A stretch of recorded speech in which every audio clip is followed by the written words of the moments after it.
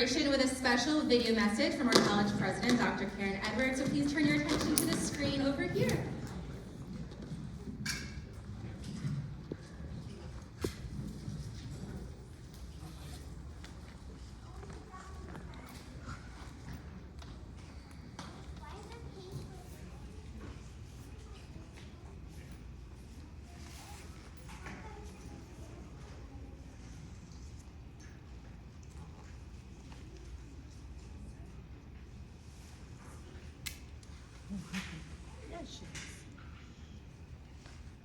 Hello everyone, I'm Dr. Karen Edwards, President at Clark College.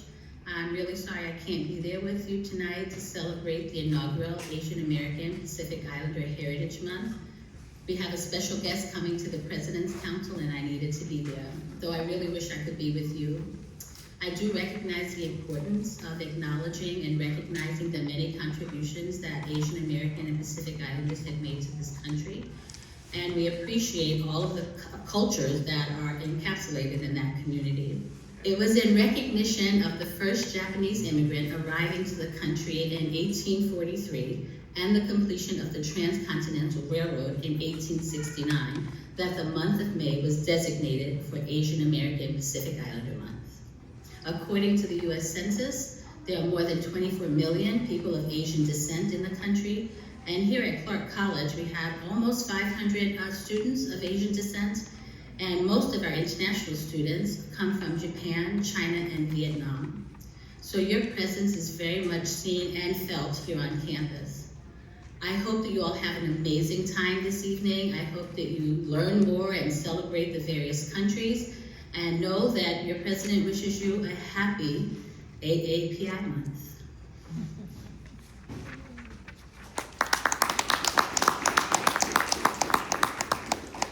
Thank you so much, Dr. Edwards. Next up, we have welcoming remarks from our Vice President of Instruction, Dr. Brown.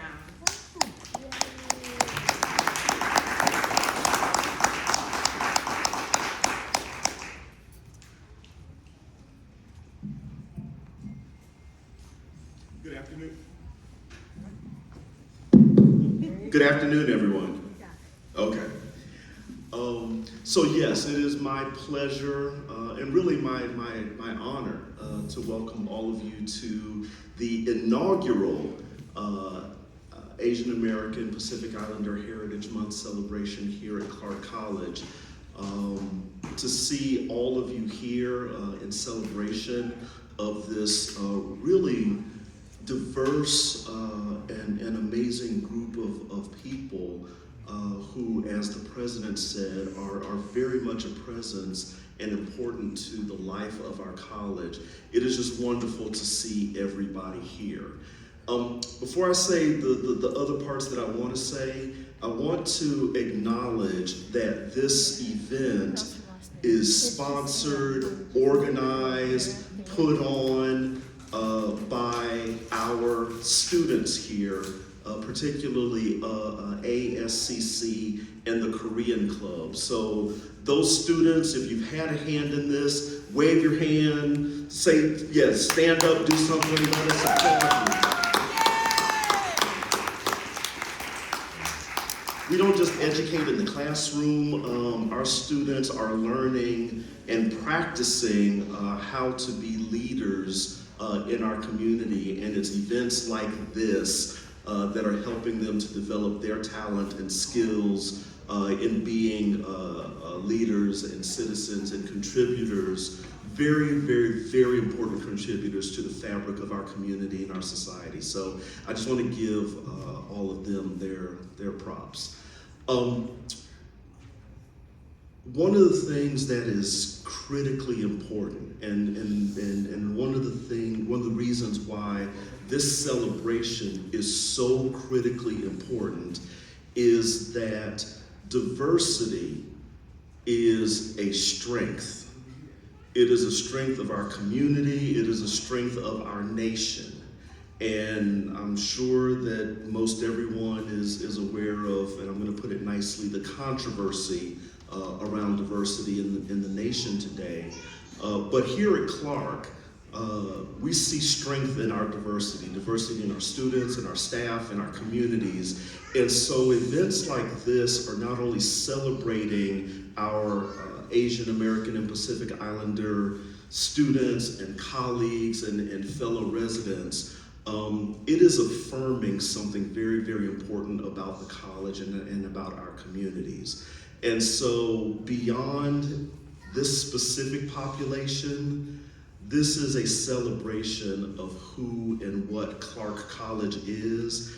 And my hope for all of us this afternoon and into this evening is that we have just a really, really good time celebrating both the uniqueness but also the commonality of our humanity. So, welcome to this inaugural event. Enjoy yourselves. Congratulations to all of us, and have a good afternoon. Thank you so much, Dr. Brown. You are very gracious in acknowledging the controversy of diversity. Something I really appreciate. I am not a student at Clark College. I never was. I'm just a big fan. And I live in Vancouver. I'm currently a grad student at Portland State University. But it really is community events like this that bring our communities together in ways that are not just fun and celebratory, but are really crucial and necessary, not just for our thriving, but for our survival. Next up, we have a special guest. Mayor Ann is here with us today, so let's welcome her to the stage.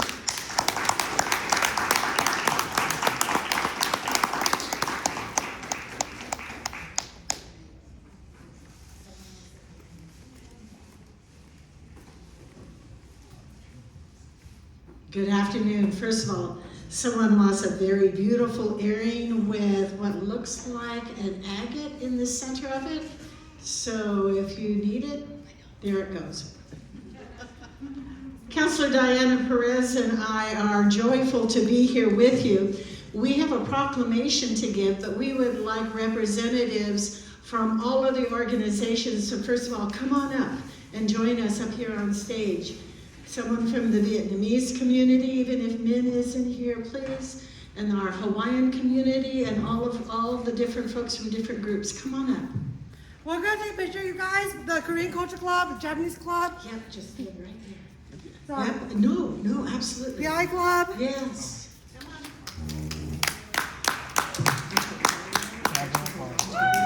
There we go. Yeah, just go ahead and make a long line up here. Picture for us. Where's Zion's going up? Okay. Yeah. I got it. Don't worry, I got it. Thank you, Dr. Brown. Good job. Okay. All right. This is a proclamation from the city of Vancouver. Whereas Asian American, Native Hawaiian, and Pacific Islander Heritage Month is an annual celebration that honors the diverse cultures, rich histories, and lasting contributions of individuals and communities of Asian, Hawaiian, and Pacific Islander descent in the United States. And whereas the city of Vancouver celebrates the many communities who have called this region home, whose languages, cultural traditions, and acts of resilience continue to enrich our civic and cultural life. And local organizations have provided vital leadership in cultural education, elder care, youth mentorship, and pandemic response efforts. And whereas the Asian American, Native Hawaiian, and Pacific Islander peoples have served honorably in the U.S. Armed Forces, including during the Korean War, with many of their names inscribed in the Clark County Veterans Memorial at Historic Reserve. And students and youth are at the forefront of cultural preservation and education through cultural clubs, whose tireless efforts in organizing events such as this, hosting dialogues and uplifting heritage, reflect the heart and future of their communities. Now therefore I, Ann McInerney Ogle, Mayor of the City of Vancouver, do hereby proclaim the month of May as Asian American, Native Hawaiian, and Pacific Islander Heritage Month in the City of Vancouver, and encourage all community members to recognize and celebrate the many cultures, histories, and voices that strengthen our community and shape a more inclusive future. Thank you so much. Diana, why don't you join us on the other end? We'll take some quick pictures. Can each group, be one group, like Korean culture, like PI group? We can do one big one and then do the separate. Do we need to screen in? Yes, please do. Someone, quarter people love that. I'm All a right, good. Polina, you get in there. I'll get everybody. All right, yeah, squeeze in and I got Sideways? Okay, turn Nope, sideways. I got you. Ready? All right, everybody look this way. And don't blink. Okay, I got it. Now, Corinne, you can organize, and we have 9 proclamations that we can hand out to different groups. So we have the PI group, we have sports, we have, heritage, we have your group, we have, what's called the group? There's two of us, Yeah. two clubs. Alright, so can we do Korean Club first? Alright, Korean Club first, then Fort, Korean Club, then Women's Club, and then PI Club. Jackson, yeah. Alright. Sorry.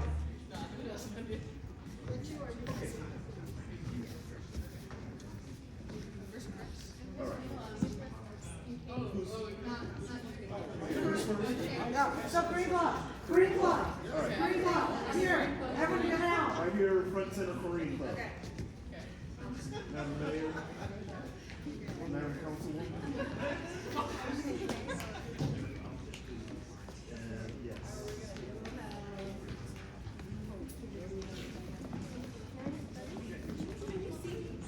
Okay, I can. Yes. Wait, you gotta have color. You talking about diversity. There we go. All right. And? Can you all move that way? And if you're not in the Korean Club, all the way over there. We're gonna call you over in just a second. Okay. Are you in Korean Club? Yeah, okay, can you come all the way over this way a little bit? Yeah, there we go, all right. Not that I've done this before. All right, ready? And I think I got everybody. Okay. All right, who's next? Do you have the names? Who's next? Yeah. Vietnamese, all right. Yes. Guys.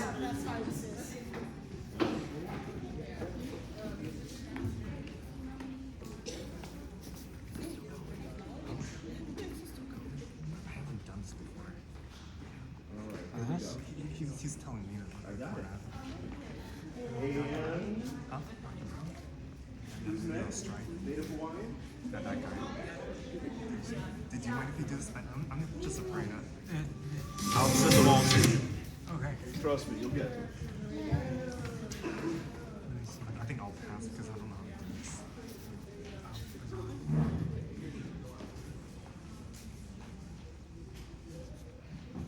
Perfect. I didn't have to do any work with that. Ready? Here we go. Okay?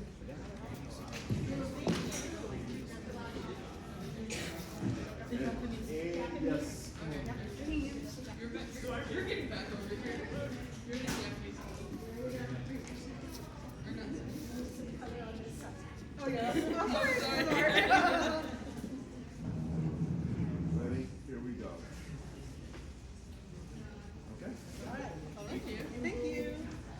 Did we get everybody? I think that's it, right? Yeah. All right. Thank you. Thank you so much. Oh, we can get our, in a minute. Do you want to come with them? I got it.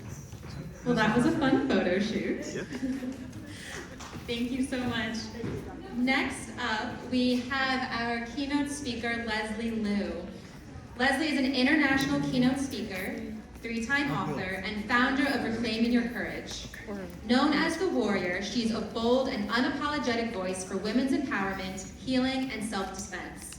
She's spoken at Harvard and King's College at the University of Cambridge, and recently reached over 23,000 students across Kenya, speaking truth, courage, and justice into every space she enters. A 2-time black belt and trauma-informed coach, Leslie blends martial arts, storytelling, and somatic healing to help people reclaim their voice and power. especially those who've ever felt invisible or silenced. Whether she's on stage or in the community, Leslie shows us what it means to rise up, take space, and lead with love. Let's give a warm welcome to the warrior herself, Leslie Liu.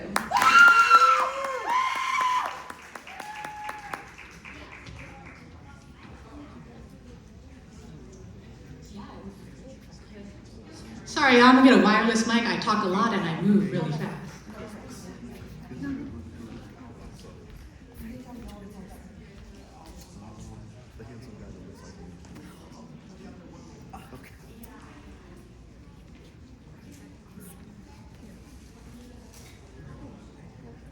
So Leslie and I actually met on Instagram a couple years ago. It was one of those random wholesome DMs that I slid into, and I was just like, I feel like you're my sister and I want to get to know you. And we had a phone call just to meet. I think I just called her, and I've never done this to anyone. And today is actually the first time we're ever meeting in real life, which is really cool. But we've been friends for years now, and Leslie got connected through the Korean Club, through me. Again, I'm just like a random person in Vancouver who's a fan of Clark College and these communities. So it's been really special. Oh, here she is. Now she's ready. I just want to give her a hug. Sorry. Okay. Hello, Clark College. Hello. The name of my talk is Reclaiming Your Courage, Culture, and Collective Care. And I have a request, and my request is this. If everyone can please stand up. Woo! That's it. And I want you to place your right hand over your chest and your heart area. And I want your left hand to go over your belly. And please close your eyes. That's it. Let's take a breath together. Inhale for our ancestors. Exhale for our future. That's right. And I want you to feel your feet rooted into the earth like a big oak tree. Because we are standing on the shoulders of warriors, people who came here with calloused hands and broken English, who fought battles in silence so we could speak freely today. You don't know me, I haven't earned your trust yet, so here's how I'd like to. Today I'm going to speak my truth with you. Thank you. You may take a seat.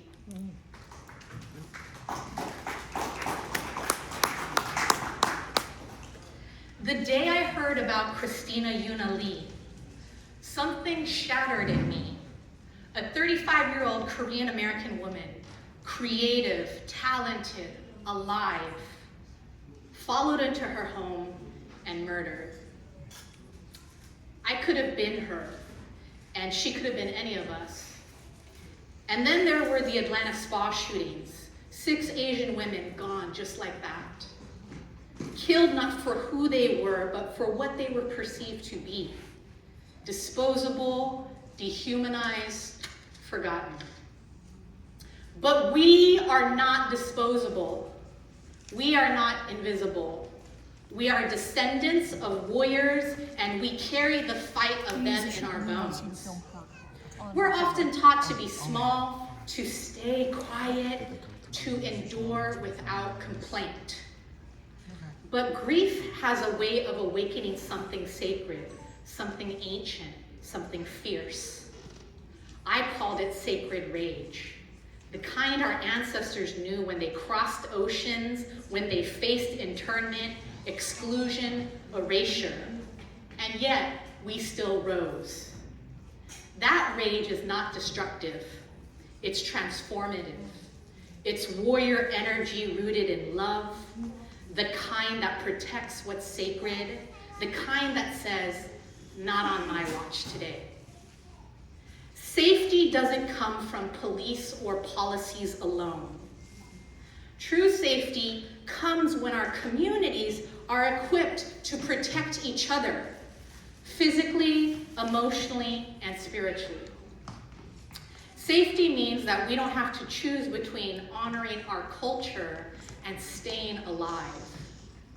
It means our elders walk without fear. It means our daughters and our sons speak up without shrinking. Safety means we have warriors on every corner.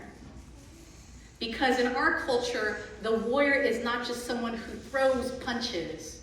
A warrior is someone who shows up, who takes up space, who speaks truth, who dares to love deeply in a world that teaches us to harden. We keep each other safe. And when we train our bodies and our boundaries, when we gather in communities like we are today, we say we've got each other. When we raise our children to know their voice as their first line of defense, I tell my students all the time, you don't need to be a black belt to be a warrior. You just need to remember who you are.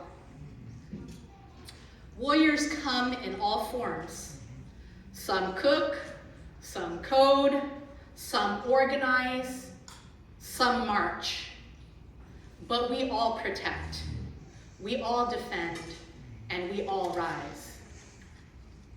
Let's talk about pride, because that's at the heart of where we are today. And today, it's such an honor to be here in this monumental time with all of you.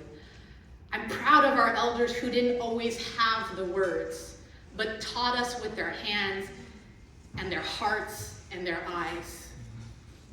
I'm proud of all of the warriors here today. I'm proud of our grandmothers who carried generations on their backs, our sisters who created movements, all of our family that helped to dismantle systems, and all of the allies that were with us back then, and all of those who are here with us today who don't identify as Asian American, Native, Hawaiian, Pacific Islander, but you are here in solidarity with us. And we could not be so much more grateful for this opportunity to be allies together, because we're not a monolith, we are a movement. So don't just celebrate this month. Invest in our safety, show up for healing, learn our names and how to say them properly, stand beside our elders, support AAPI organizers. You saw some of them here today, so I hope that you acknowledge and see that they're not invisible. They fought for today, and it's really an honor to be able to celebrate with you. Support AAPI artists and advocates, and become a warrior in your own way. Because warriors don't just fight, they protect what matters. And what matters the most is each other. To every AAPI person listening, and to all of our allies that are here today, you are the living legacy of warriors who survived so that you could dream. You're not here to survive, you are here to lead. My name is Leslie Liu. I'm also known as the Warrior, and I have the strength of 10,000 warriors that came before me. And thank you so much. It's been an honor to be here with you.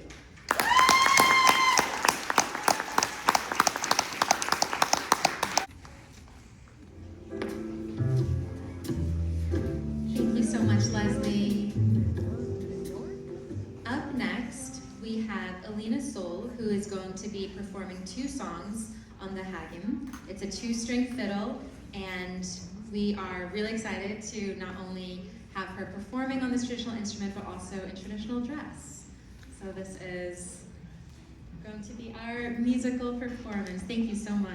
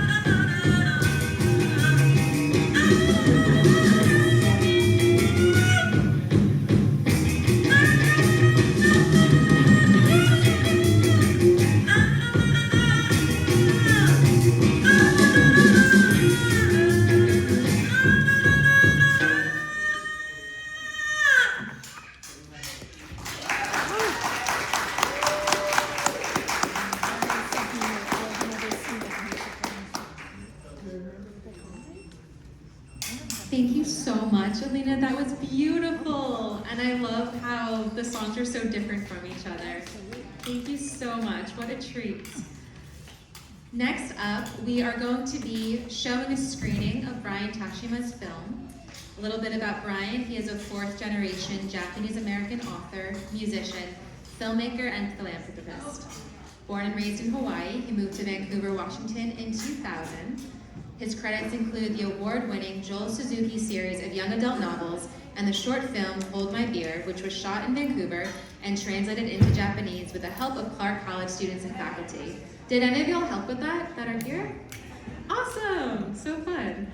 He's also a board member of Autism Empowerment, a Vancouver-based nonprofit devoted to enriching the lives of people from the autistic and neurodivergent communities. So bring your attention. We are going to show the film after he speaks, so please welcome Brian himself to the stage.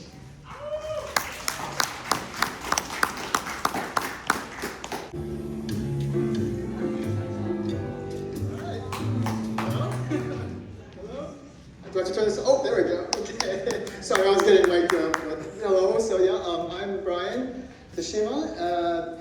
I just want to say that it's a great honor to be here tonight. I want to thank the Korean Culture Club for hosting the event, and I want to thank Michio Okuhara from the Japanese department for inviting me to speak tonight. And I'm just very grateful to be here. It's terrific to be a part of this inaugural event. So let's see if this works. Where do I put it? Oh, there we go. Okay, so that is my punk rock band / multimedia production team, second player score. This is going to be important later, so take notes.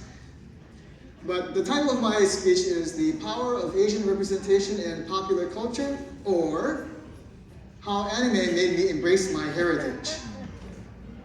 And so I'm a fourth generation Japanese American, and growing up in Hawaii, we had kind of an Americanized household. My father spoke a little Nihongo, the Japanese language. My mother hardly spoke any at all.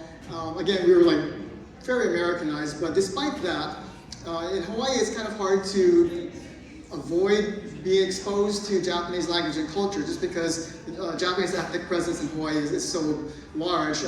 Japanese ethnic group makes up the second largest group in Hawaii. It used to be the largest, but because they're so prevalent, then you're always being exposed to Japanese language and culture. So I kind of got started on the right foot when I was young, and I'm going to date myself here, but I was a big fan of tokusatsu shows, which are these basically live-action superhero shows from Japan. Like Kikaida, I don't know if anybody knows, is familiar, or like Kamen Rider, Ultraman, that kind of, yeah. So I was a huge fan of that, to the extent that when I was in kindergarten, I spontaneously volunteered to sing the Kikaida theme song in Japanese in front of my class. Mind you, this was not part of the teacher's lesson plan, just something that I just volunteered to do, but she was nice enough to indulge me.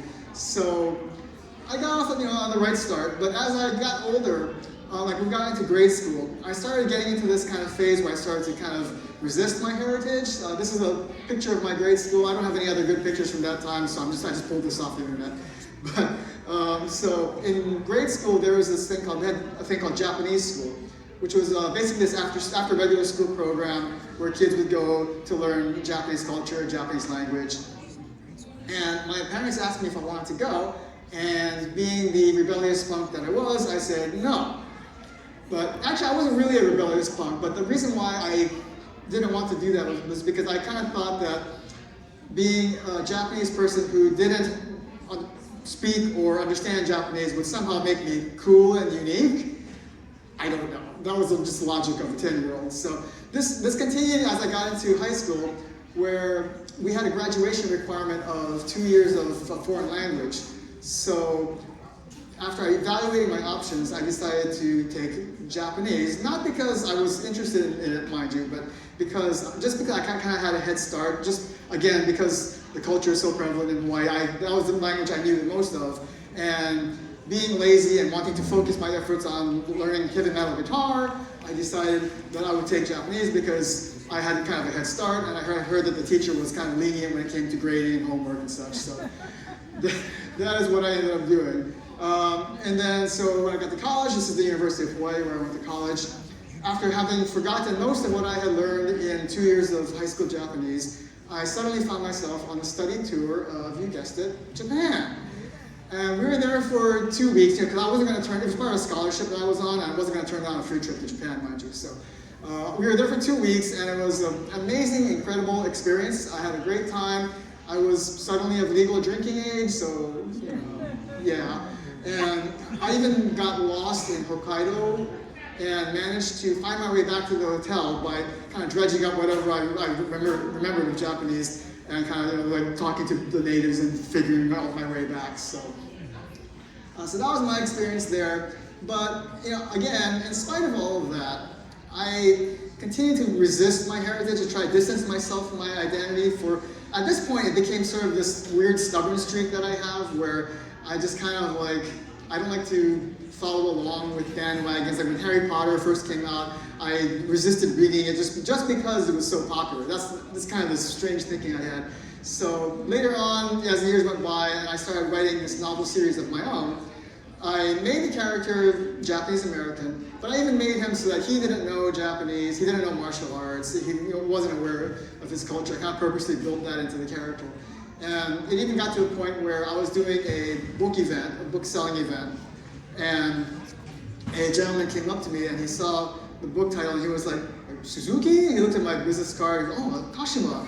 He said, like, are you Japanese? And I was like, Japanese American, thank you very much. And he was like, oh, okay, so he was, hajimemashite, nihongo ga hanashimasu ka? And I looked at him like, no. And so he was like, oh, so he seemed very disappointed, he turned around and left. And I was thinking, well, I probably just lost a sale there, but that's okay, because I showed him not to make assumptions about somebody based on their last name, that kind of thing. So it was just this weird phase that I was going through in my life. But then I signed up for Netflix after it was very popular, because again, I had resisted it for years. That's just the thing I was doing. But after I signed up for Netflix, that's when kind of things started to change, because, so I'm gonna back up, and my prior exposure to anime was mostly Pokemon, and again, I'm dating myself here, but there's this show called EQ-san, which was something I used to watch when I was a kid. And that was basically about it. But being a grown man who likes to watch cartoons, I had heard peripherally about a bunch of anime series that were on Netflix that was pretty popular. I thought, okay, I'll give it a shot.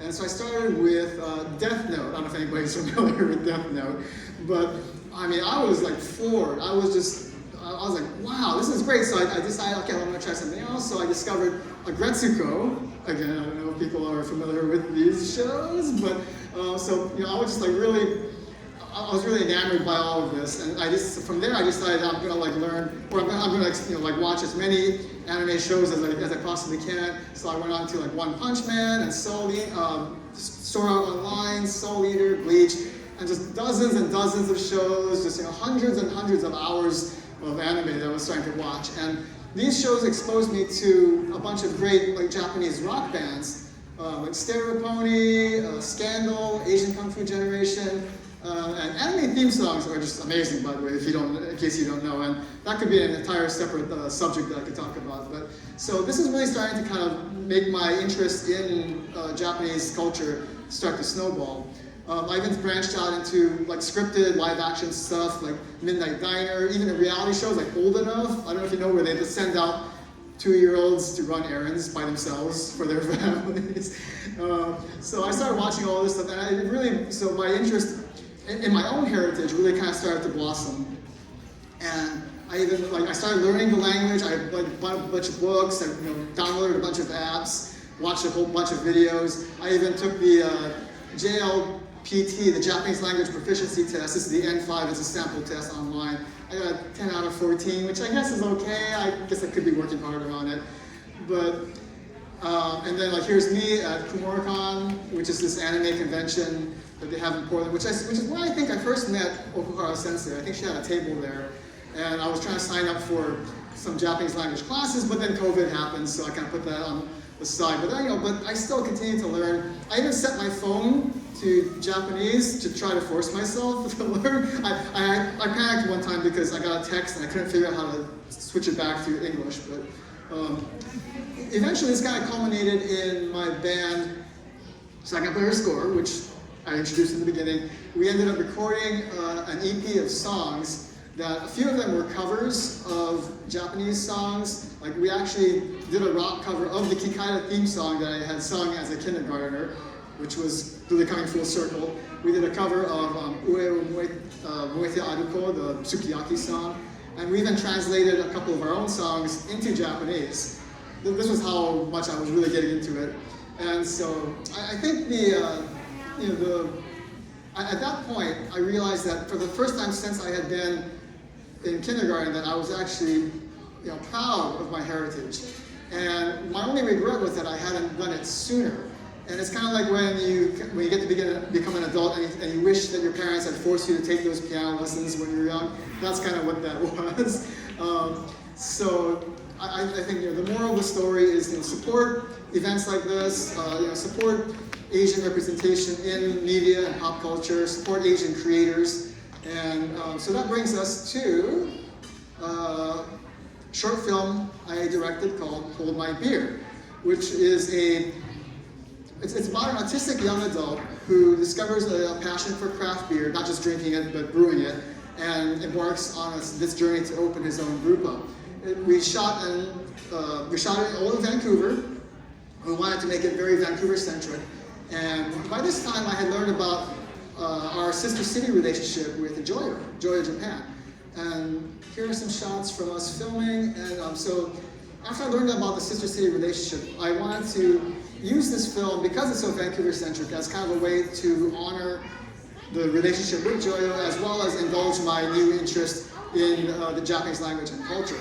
So I reached out to Okuhara Sensei here at Clark College, and I asked if they would be interested in translating the script into Japanese. And lucky for me, she said yes. So we had this translation party, actually right here at the college, and with the help of Okuhara Sensei, her students, Kanako Velia, an editor and translator, we translated the script into Japanese. I fed them, and here's the script itself. You can see their lines and then the Japanese translation under it.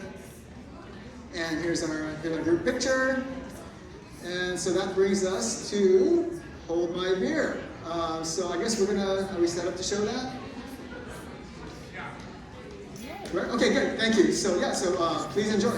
Currently streaming for free on YouTube at youtube.com/@holdmybeerfilm, and also check out Brian's novel series at www.joelsuzuki.com. Next up, y'all, we've got Pacific West. They're a Portland-based K-pop performance and cover group, and they are performing ETA by New Jeans. If you know the choreo, feel free to be in the aisles dancing along, obviously. But let's give a warm welcome to Pacific West.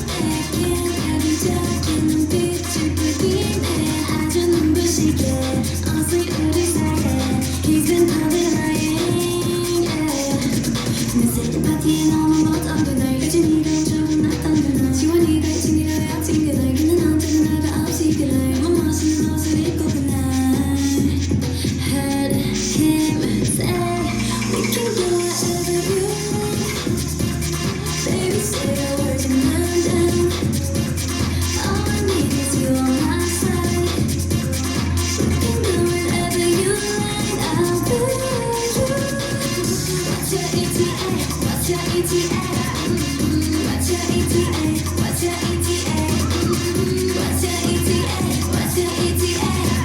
Fever is a 아파하니 어떻게 못 잊을 때야 babe 날 믿어 you deserve better than that 내게 모아줄게 걔는 playing boys be always lying yeah 내 생일 파티에 너무 멋진 그날 여전히 감정은 났던 그날 지원이가 친구가 약진 그날 걔는 언제나 나가 없이 그날 너무 멋있는 옷을 입고 그날 Had him say we can do whatever you like baby say the words and I'm done all I need is you on my side we can do whatever you like I want you what's your ETA?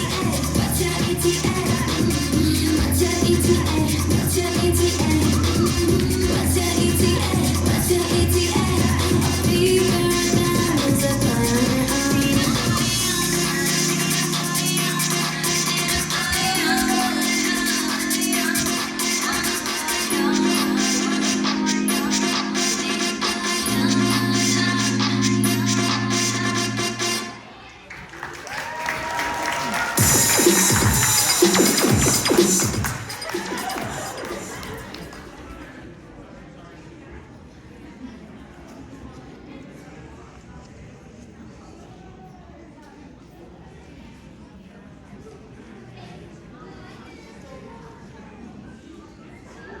Okay, well, we just witnessed a concert music video. That was cool.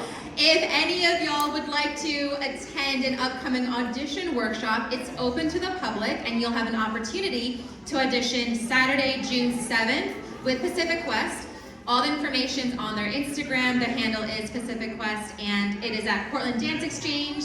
Has anyone been there at Kendall's studio? It's really cool if you want to check it out. But follow Pacific Quest on Instagram and check out information about their upcoming audition workshop. Our next keynote speaker is Minh Pham. He is the president of the Vietnamese community of Clark County, where he passionately advocates for the cultural, social, and economic well-being of the local Vietnamese American population. With a deep commitment to unity and empowerment, Minh has worked tirelessly to strengthen ties within the community while fostering cross-cultural understanding in Clark County. Minh immigrated to the U.S. as a teenager, graduated from Oregon State University with a bachelor's in engineering, and currently works as a software engineer for an American high-tech company while running the nonprofit Vietnamese school here at Clark County on Saturdays. About 130 students attend, and underneath his leadership, the Vietnamese community of Clark County has expanded language classes, organized cultural festivals, and provided support for seniors. Minh remains a vocal proponent of inclusivity, education, and civic engagement, ensuring that the Vietnamese American voice is heard in local affairs. Let's give a warm welcome to Minh.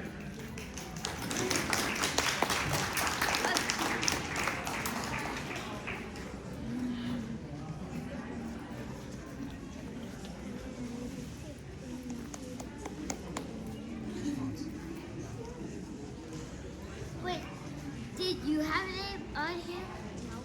Did you have a name on here?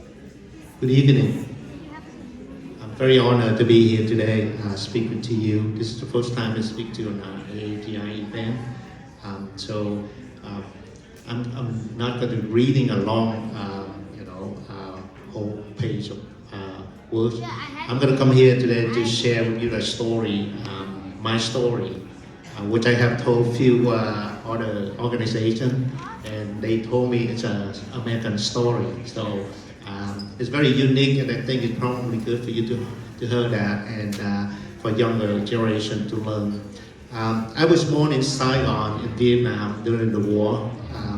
So it was a peaceful place at that time for my age, and we typically went around the countryside to go fishing, catching small insects. We live in a big city, and so it's very normal life. Our family have business, and we have a car. So Dad take us to the beach every on the weekend in the southern coast of Vietnam. So after the North Vietnamese government took over the South, we lost everything. So I was a young teenager boy and didn't know what to do. Just try to figure out what I'm gonna actually do, and then somehow I failed the exam to enter the 10th grade, and they won't let me go to school anymore. So my mom decided time for me to go because my life was reaching the end road, and I don't have any other choice. It's basically hopeless for a young teenager.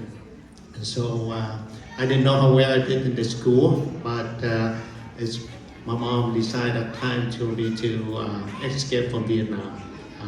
So I try, after 5th time, I make it out to the ocean along with 54 other strangers. I was without any family member with me, so I was just a young teenager. It was a scary experience. We survived this open sea for about 3 days without water. Finally, we reached the boat didn't work, so we kind of drifted to Malaysia, and we ended up in the refugee camp. So I was staying in the refugee camp for almost a year. And I learned how to cook and how to survive in that environment, which is I was actually just an innocent boy. I didn't know what to do or what, but life would actually start teaching me how to be strong, and basically had to watch it for myself and learn how to think what I'm going to do next. After a year in the refugee camp, I would actually land in Eugene, Oregon, Springfield, Oregon, where it actually started. Because things like many other immigrant stories, we came to the U.S. With pretty much nothing. I didn't speak English at all, so everything was start over, learning word by word. But along the way, I have a lot of good people, teachers, school. I went to Springfield High School, and that's where I have my first American teacher. She teach me English one by one over the year, and was able to finish school, and but a lot of hard work, and now. And I was able to get to Oregon State and finish my school up in Oregon State and get out and start go to work. Now I'm looking back and say, how did I do that? Imagine if you go to Japan, French, Mexico, and study a language for 4 years, and then able to go to a college, university from zero, the knowledge of the language. So I don't know how I did that. But it may be the survival, or maybe the American, society actually enables such people like me, an immigrant, were able to achieve what we have today. I was able to grow to my full potential with the environment here, what we have. So that's one of the strengths in the society that where we live. So I always never take it for granted. And just like other immigrants here today. So this is a story that you will see a lot of hard work, a lot of sacrifice from the family member. My mom, my dad had to work for long hours to support many of us. Some of my sisters were still back in Vietnam, so we had to work and we had to send money back to support them. Thanks God they're all here today. We all able to get all about education. And so this is the system that where we can think it very grateful to allow many of us here to achieve what, go road to our full potential, who we are, wherever we come from. Over the time, I was able to get out to work and then start, have family and start having my children, and now I start looking back and see what can I do for the community, for the people that I was given so much over the year along the way that I didn't have. So I've been going out to the community and looking at it and see what I can do. And COVID hit, and then we start seeing, a lot of children have problem with school. And so I started having the community before that, but COVID was the time that actually pushed me to do a little more for the community. So we create a youth program. It's over there called the Innovation Club. I'm an engineer, so I'm using my knowledge to teach kids by giving part of me to give it back to the society. So I teach them computer coding all the time, and we start rolling, and we teaching all the culture and languages over the time here in Clark College here. And we roll from 50 students in 2021 that went during the COVID time. We see the students struggling, being isolated, and then we would group them together, so give them some company, but teach them. It's been growing about 50 to 100 and 120 and 130. So we got 8 classes over in Hannah Hall every Saturday. We see a lot of kids around here. So that's the story that where we're growing, and we are very happy that we're able to do that for the children, for the community here. And the part of me is being an Asian, being where am I today. Because that's a lot of support I have over the year in the community. And I think it's very important that in this time of, in our country, this situation, where I think it's, we all need to focus, stay and do the good job that we can, do the best and help each other out, pay attention and support our younger children. I think it's, they are our future, so we better put some energy in there and do as much as we can. So I'm very happy that our group has been grown very successful over the last 4 years. We participate in different cultural events across the city and the county. And this year is the second year that we're going to participate in the Art and Music Festival. We created the first Lion Dance Club here in Vancouver. And our children is been performing around town. If you see, them, they have come from the group that we've been starting over here. So, and over the year, the group been helping the younger children to grow up and moving forward into higher education. And the group been doing very well too. So I'm very happy to report that to you all. And overall, I think it's the hard work for the immigration, like me, and the sacrifice our parents that do, and the support from the community and the, the American dream that actually help us, keep us going. And I think it's very important story for the younger generation to look at us, and then we give it the support, hopefully that will make them to think more about when they're done with college. So that's my story, and hopefully that you can hear, and then you continue to supporting our group and our children in the community here. Okay, thank you.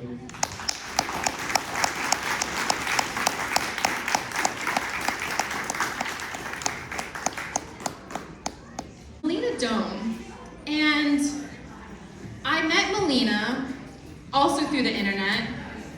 I feel like I might have seen a Facebook post about something. Oh, you know what it was? A couple years ago, she was looking for speakers for the Korean club that she started 3 years ago. So Melina is the vibrant president of the Korean Culture Club here at Clark College, where she champions inclusivity and cultural pride. She established the club 3 years ago, which is, I think when I met you, she's not really paying attention, but I think that's when I met her, and has been running it ever since, creating a welcoming space for students to share and celebrate their heritage while also learning about other cultures. Melina's efforts have brought culture to both Clark College and the broader Vancouver community. Outside the club, she loves diving into culinary adventures and sharing the joy of Asian food culture. So let us give a warm welcome to the queen of the hour, Melina.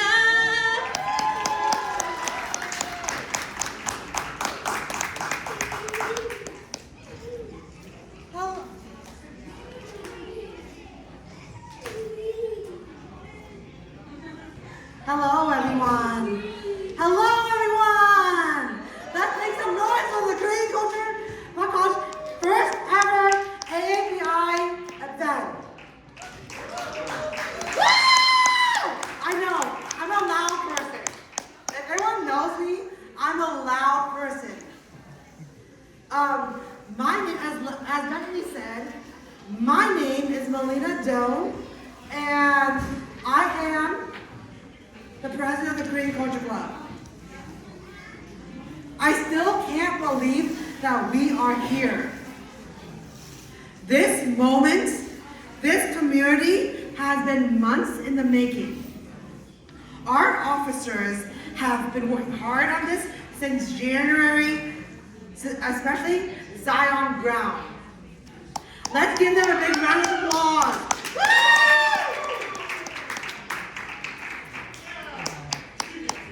Our club was founded 3 years ago.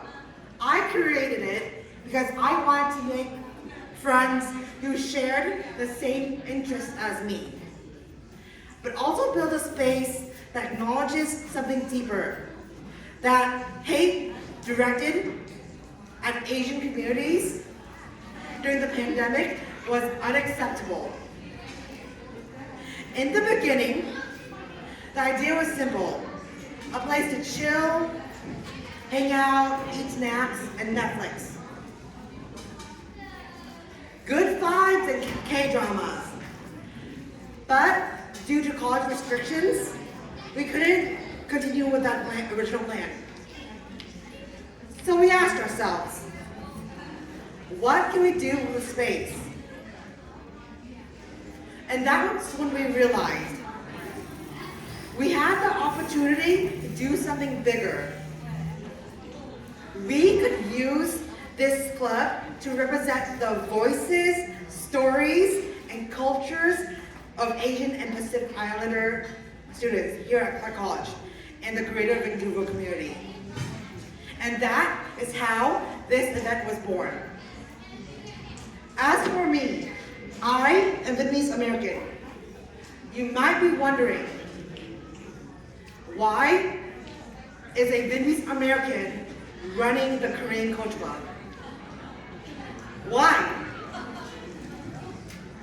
Well, ever since high school, I've absolutely been obsessed with Korean culture. Music, food, media. I actually tried to start a Korean club back then, but my school wasn't diverse enough to support it. Later, it was my public speaking teacher at Clark College and a few classmates that encouraged me to try again. And I did. I even got an A in that class. Since then, running this club has brought both challenges and incredible success. We've hosted so many events, built partnerships, and amazing communities. Many who are here today, and even had the opportunity to meet people like the mayor of Vancouver and Korean consulate in Seattle, who we invited here today, but couldn't attend due to our schedule. My family is one of hundreds of thousands of Vietnamese refugees. Family who came to America after the war. Our story is unique, but also familiar one in the Vietnamese diaspora. A story of survival, starting over, and holding on to identity in a new land. I've shortened the story for timing's sake, but here it is. My grandpa worked for the Southern government after the war ended, and he was sent to concentration camps. He was forced to build his own prison. After 6 long years, he got released. Basically, if the Northern Army knows that you fought for the South, you and your entire family are branded. My mom and aunt weren't able to go to school. My grandma fought hard to raise 4 kids by selling street food, and once in a blue moon, they would be able to visit my grandpa by walking miles and miles to labor camp. Once released, he realized that his children had no future if they stayed in Vietnam. The Southern governments were allies in the American government. They decided to survive.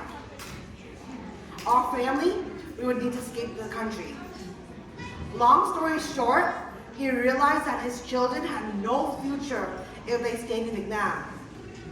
The Southern Vietnamese government were allies with the American government, and he decided to escape the country.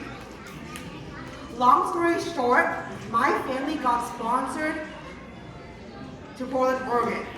Half of my family is in healthcare or became engineers due to the sacrifices my grandparents and parents made to come here in America. We are an American refugee success story.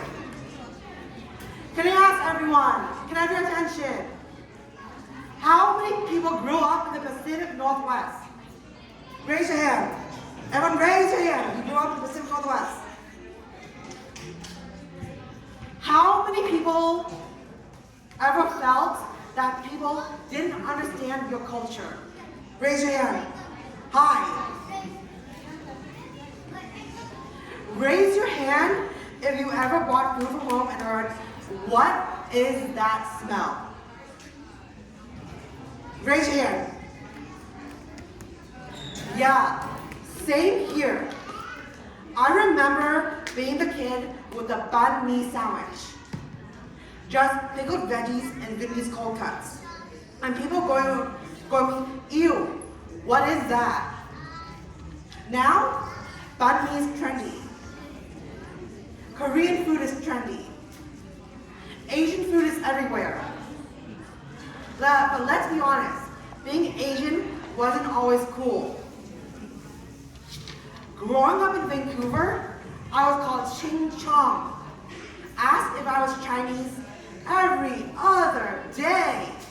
And laughed by boys who pretended to ask me out as a joke, just because I was the weird Asian girl. I had to fight to keep friendships. I never felt like I fully fit in.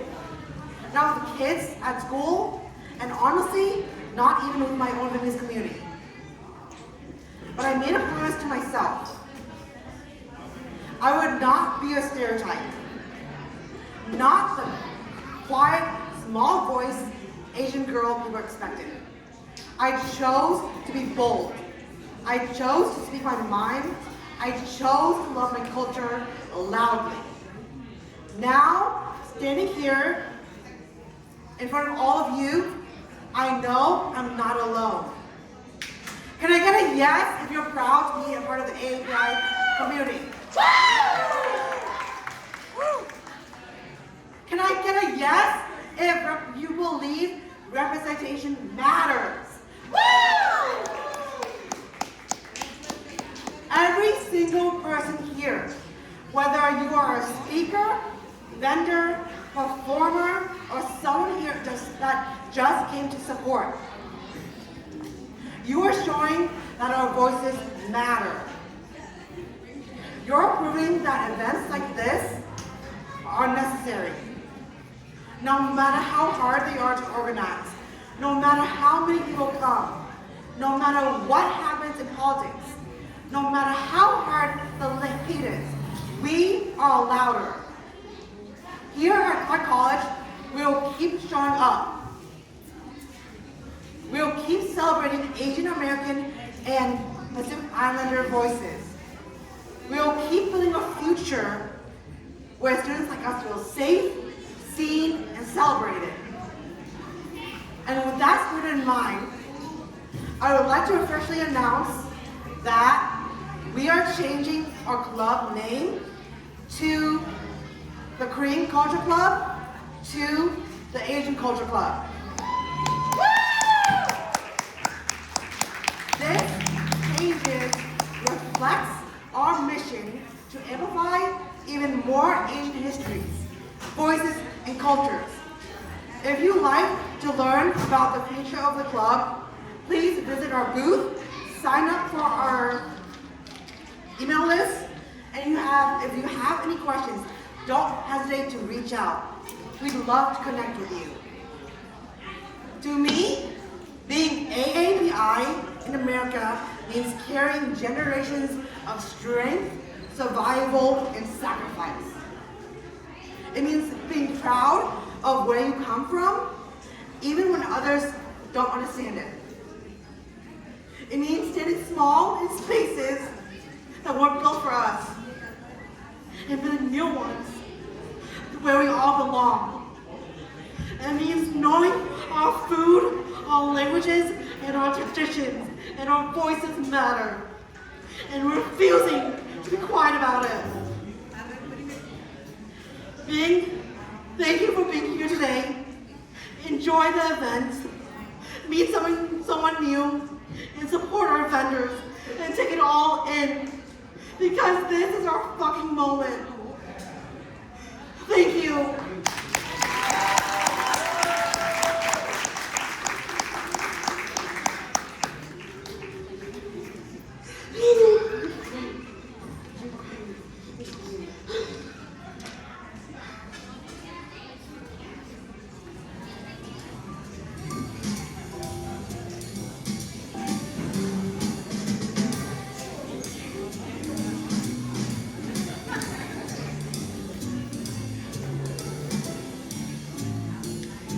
Thank you, Melina.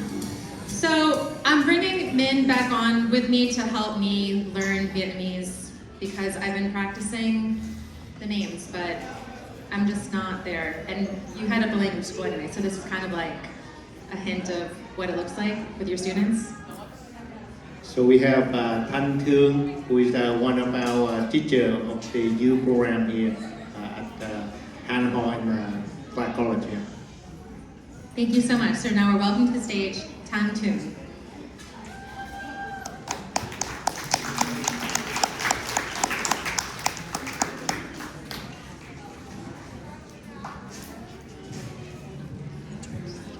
Good evening, everyone. Can you hear me okay? Yeah. All right.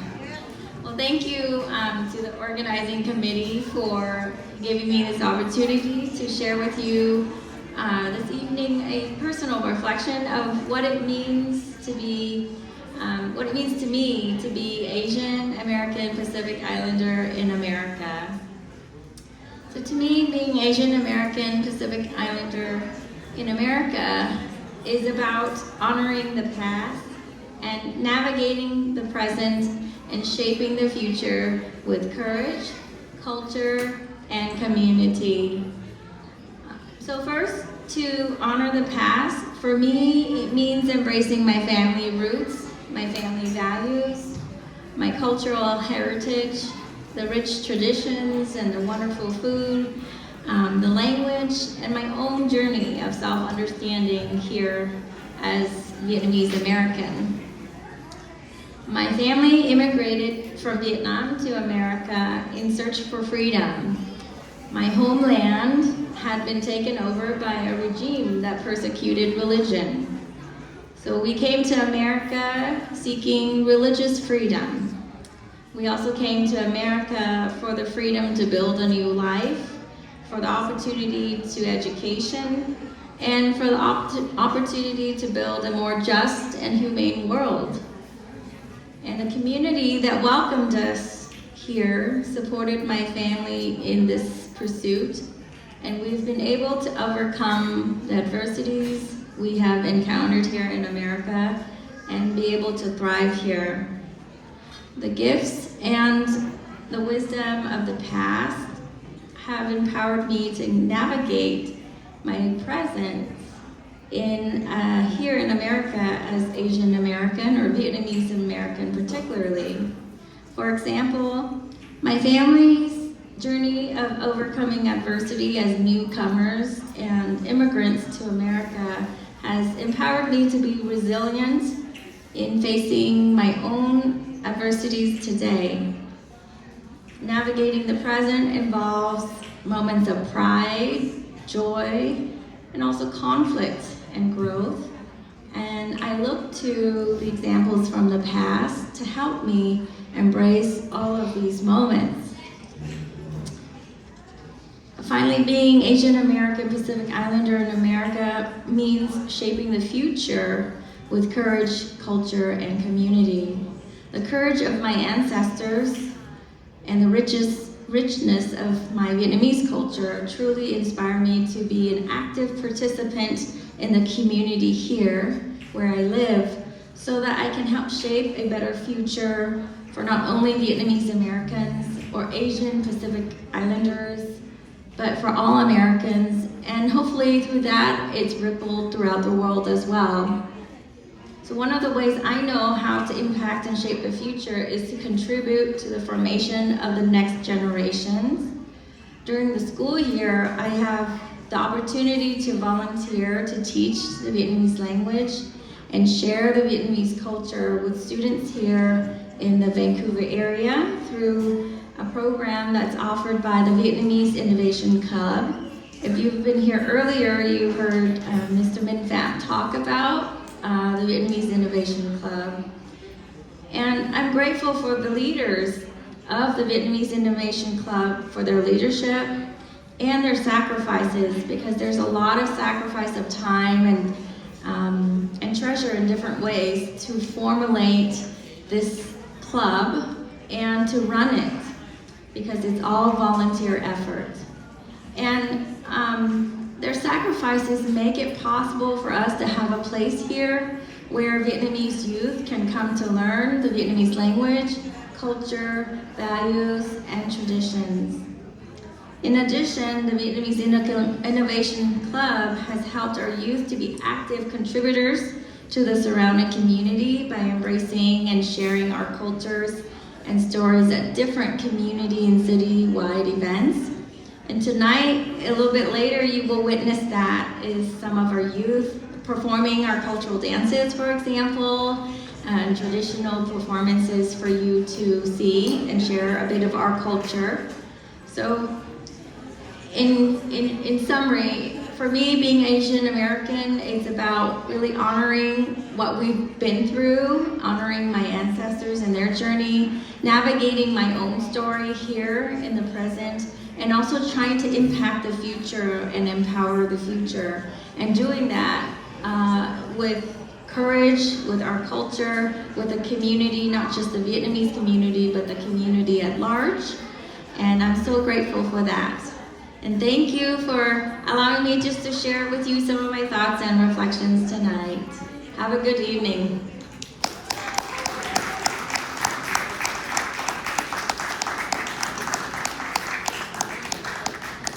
Thank you so much for sharing. Min's gonna help me introduce the next speaker as well. So I have another teacher from our youth program. Her name is Phượng Parker. Before she coming out here, so I'm just say a little bit about our booth over there. Our group is involved with several projects with the city and the county. So we have a survey for the electrification for the transportation, and also we have the raffle drawing for one of the Vietnamese traditional dress. You are welcome to come over there and fill out the survey to get your chance of winning the long dress.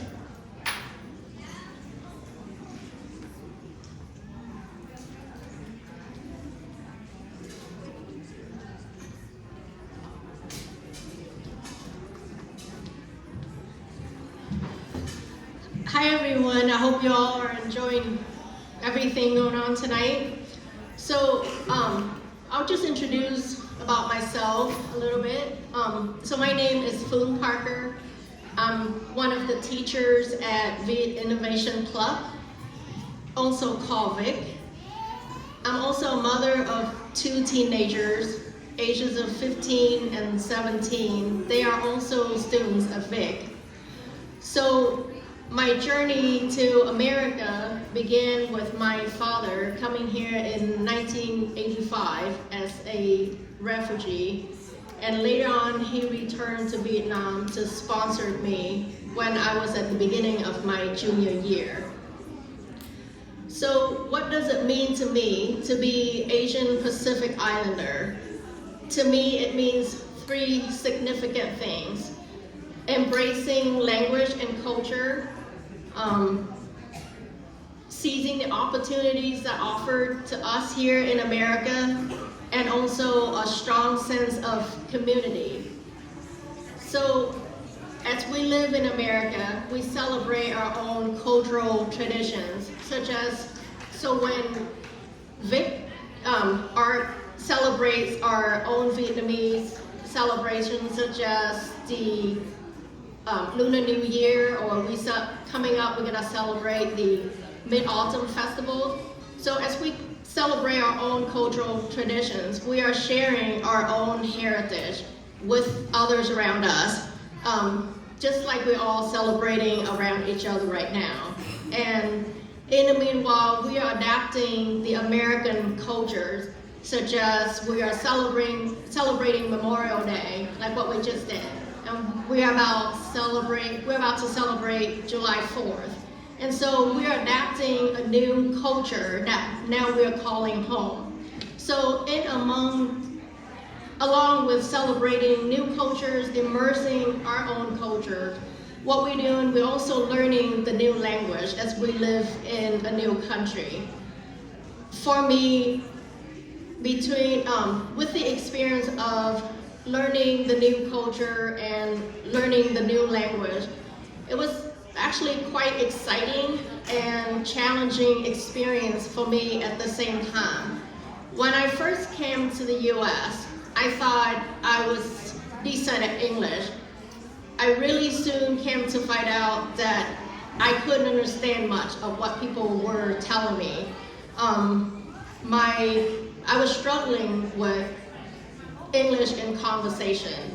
It took me about through my entire junior year to finally getting better and improving in my conversations in English. So in amongst all of those opportunities of learning language and exchanging our cultures, America also offers us many different opportunities. For example, when I first learned that I was pregnant with my oldest child, I actually put education on hold and became a full-time mother until my children grew up and became more independent. I came back to school and resumed school and pursued my master's degree. This is the opportunity that would have been more difficult, more challenging in Vietnam because of lack of resources. So that's the opportunity that I'm very grateful for. And in amongst all of that, and during my growing experience, something else I really appreciate is a really strong sense of community when I'm going through all of these learning experiences. So when I grew up in Vietnam, I always saw a really strong, deep connection in the Asian cultures until I came to the US. After I came to the US, I started realizing how stronger that was and how significant that community connection was. I'm really grateful for how the community has been very supportive, very welcoming, and offering so many different resources and assistance to others. And because of that, now I'm volunteering at VIC and other organizations such as USA Swimming and Girl Scout to give back to the community the support that they've been really good to my family and me. Thank you for giving me the opportunity to share my story.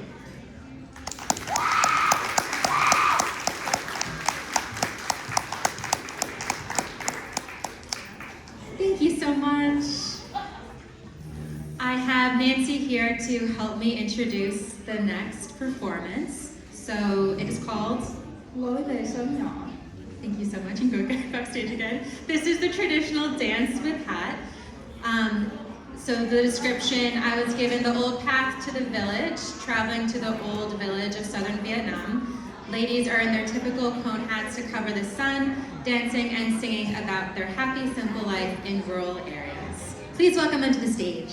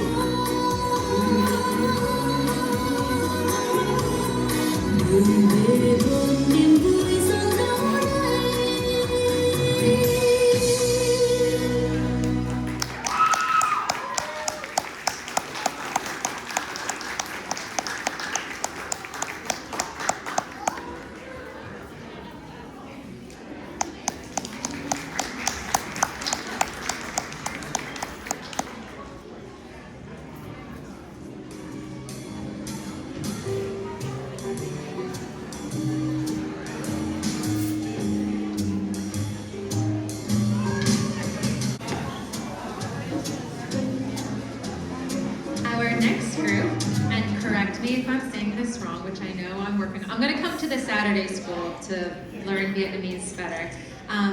La Hong Dan Chan. Thank you so much. This group comes from a Vietnamese language school in Beaverton called La Hong. The teacher and students have been playing the instrument, which is called the Dan Chen. It is, up until the 1950s, it had 16 strings, but since then, 17, 19, and 21 strings are more common. Please listen to two popular folk songs and welcome our group to the stage. Hãy subscribe cho kênh Ghiền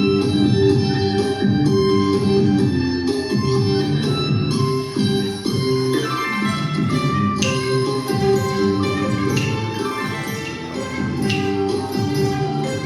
Gõ để không bỏ lỡ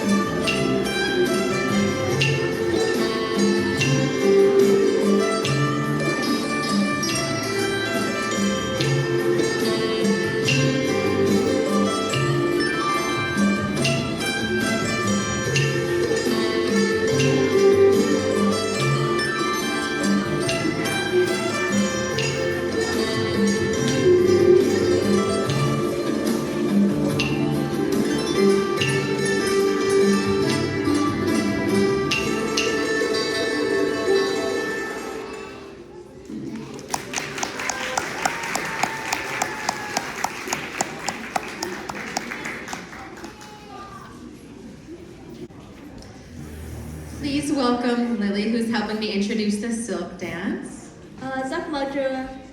Thank you so much. That is the name of it. This song is about young ladies who have beautiful dreams about a peaceful life in the countryside with fields, grass, glory, sun, and wind.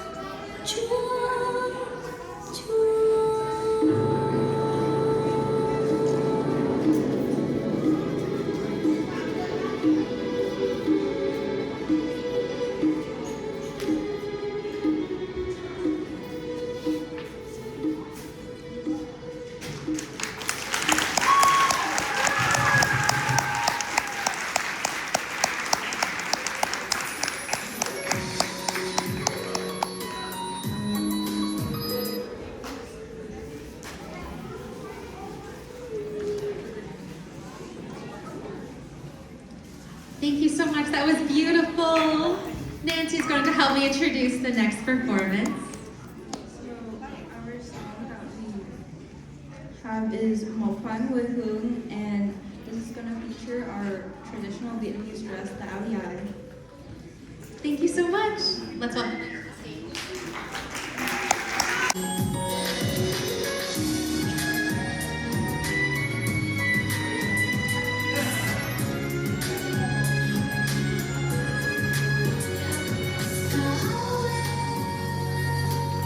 Bay bay bay bay trong gió nhẹ nhàng, áo em bay bay bay bay trên phố dịu dàng, áo bay trên đường bay xuống phố, áo tung sân trường tựa cánh chim cơ. Đẹp biết bao quê hương chúng ta chỉ có nhiều màu.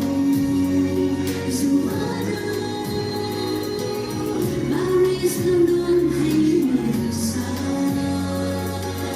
thoáng thấy áo dài bay trên đường phố, sẽ thấy tâm hồn quê hương ở đó. Em ơi, tung bay cao tung bay, xuân sang một trời nắng đỏ. Tung bay cao tung bay, áo mây trắng đầu ngọn gió. Tung bay cao tung bay, em những chiều hoàng hôn. Tung bay cao tung bay, xanh xanh đồng cỏ quê hương. Ta nghe từng bước chân em, xuân xa đường về phố nhỏ. Tung bay cao tung bay, cánh chim bay chào ngọn gió. Ta nghe từ trái tim em, tiếng hát ngập tràn yêu thương. Mai đây dù có biết xa, trong tim là cả quê hương.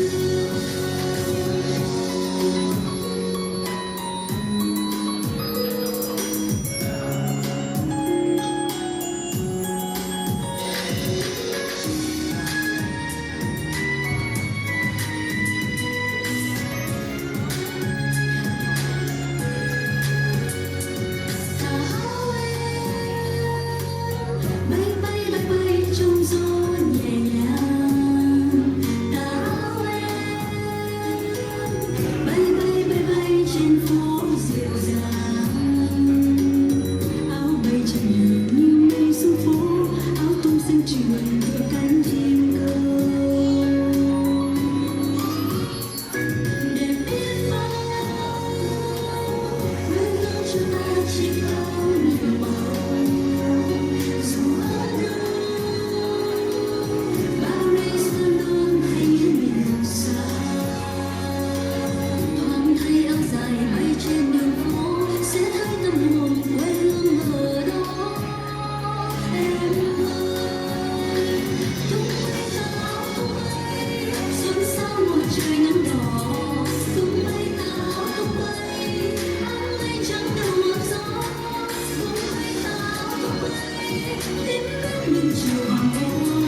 Tung bay cao tung bay, xanh xanh đồng cỏ quê hương. Ta nghe từng bước chân em, xuân xa đường về phố nhỏ. Tung bay cao tung bay, cánh chim bay chào ngọn gió. Ta nghe từ trái tim em, tiếng hát ngập tràn yêu thương. Mai đây dù có đi xa, trong tim là cả quê hương.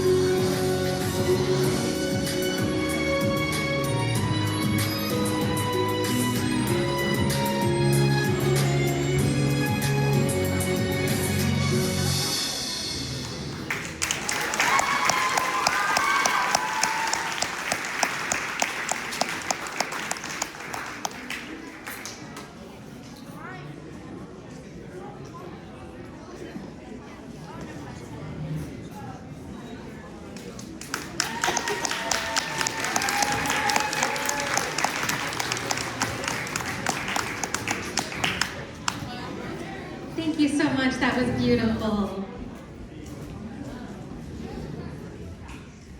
We are transitioning to our Pacific Islander hour.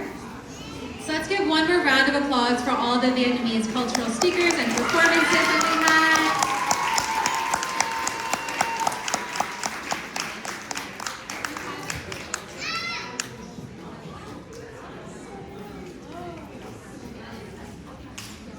got it. If you hadn't had a chance to stop by their table, can you give a little wave where the table's at to enter the raffle, fill up a survey?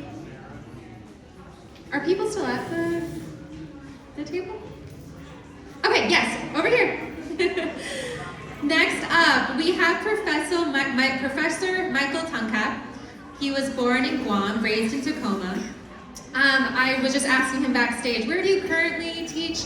And he teaches at 3 different colleges here in Washington State and is one of the very few Pacific Islander professors in the state, in the region. So I'm really excited to hear him speak next. Let's give him a warm welcome, Professor Michael Tunka.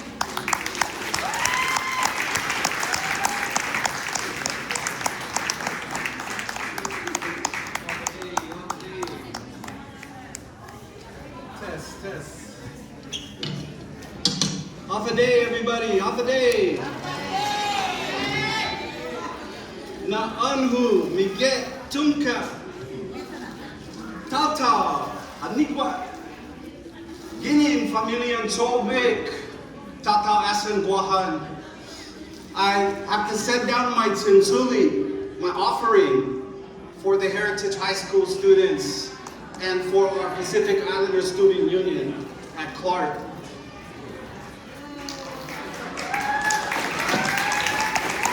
And I want to take a moment because I've come all the way from the island of Guam, from the village of Anigua. But I grew up, like a lot of the young kids here, I grew up here in Washington. So even though I'm from the island, I relate to what our kids are going through here. And I want to acknowledge the chief, the Megalahin of this village today, which is Dr. Brown. Dr. Brown, if you can come up here for a moment, please. I just want to say thank you. This comes from our cousins from the Philippines, and it's a very common gift throughout the island. Thank you, brother, for being here for our kids today. Thank you, brother. Now, my friends, you can look here on the map, and you can see that when we take a step back away from Vancouver, Washington, it's easy to forget sometimes that our people, the Pacific Islanders, we come from the largest body of water on the planet Earth, cousins. 1/3 of the whole Earth is our motherland. And if you're proud to breathe from Oceania, let me hear you make some noise right now. Where you at, Islanders?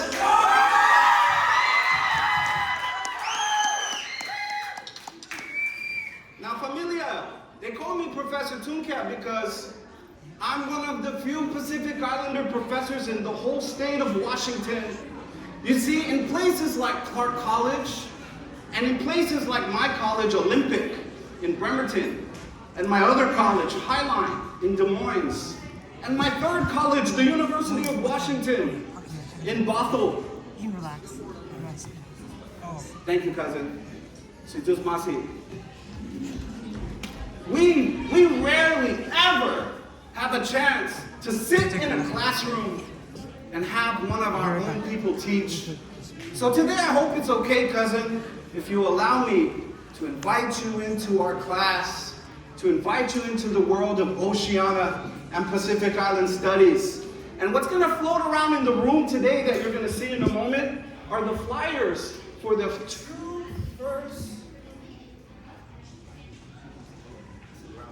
two of the flyers of the first ever Oceania Pacific Island Studies classes ever created in Washington State. Make some noise, y'all.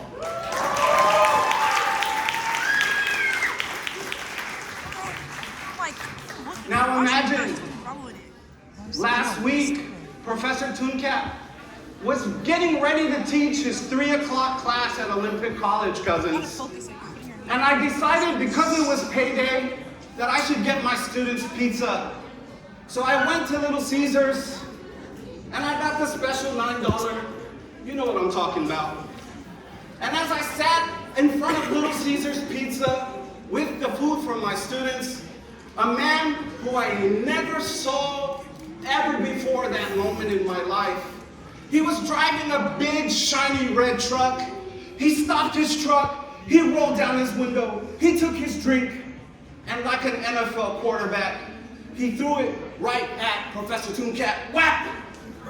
Hit me right in the chest. His drink exploded on me. And I won't say the words, but I'll spell it for you because the babies are in the room. But he looked at Professor and he said, F-U-C-K, China. He screamed that to me twice. Boo! And when he did it, cousin, when he did it, of course, I was hurt. I was confused. And I thought to myself, this brother probably never been to Guam. Timalagu Azuda Itamoro, Tata Respetu para Itanota Aniqua. He doesn't know. He has no respect for the village of Aniqua. And perhaps Timalagu Inafamale, perhaps he doesn't want to be good with his neighbors. And cousins, that moment is part of what inspired my talk today. I want you cousins to join me as I try to spend my time to erase the hate. Everybody say it with me, erase. Erase! The hate. The hate! Erase. Erase! The hate. The hate! And go ahead and look to your auntie, look to your cousin and tell them, one love.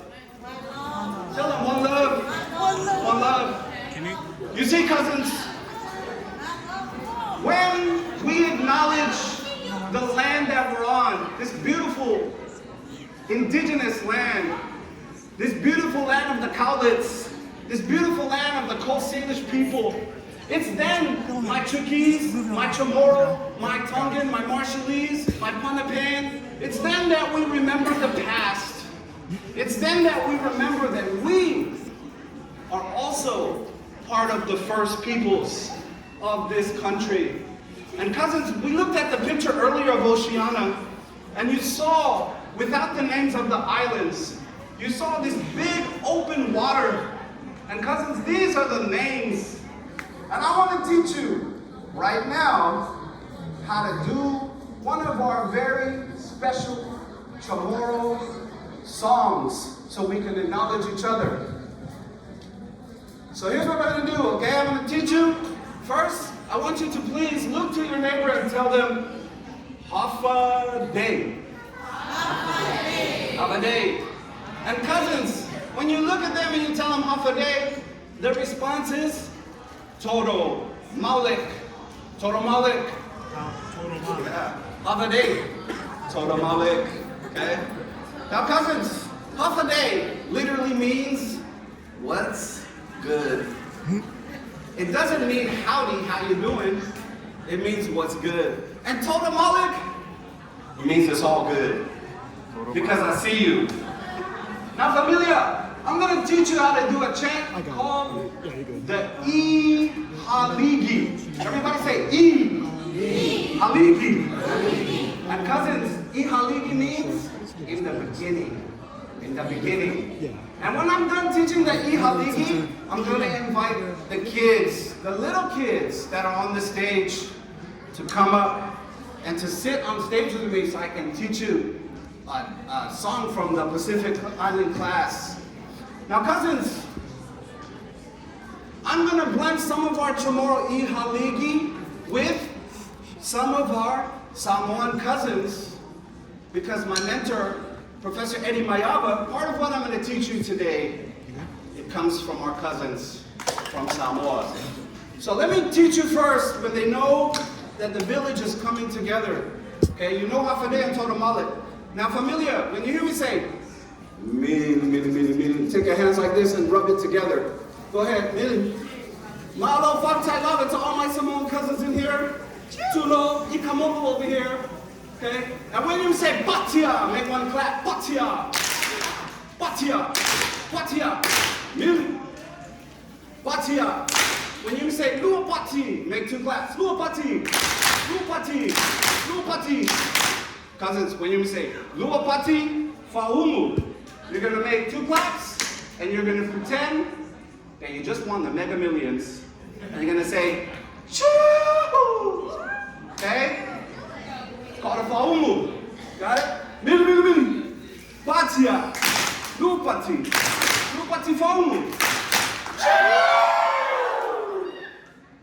Now, go ahead, family. Take a nice, slow, deep breath with me. Here we go. And breathe it out. Maika'i. Very good. That's what the Hawaiians say. Maika'i. Take another deep breath. Breathe out. The back bell. Back nose, asthma. Now, familia, I'm going to chant to you. You just chant back what you hear. And it goes like this. Ihaligi.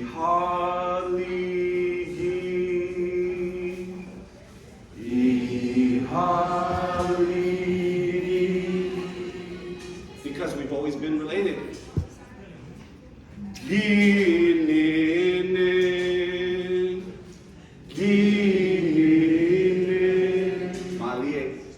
Last verse.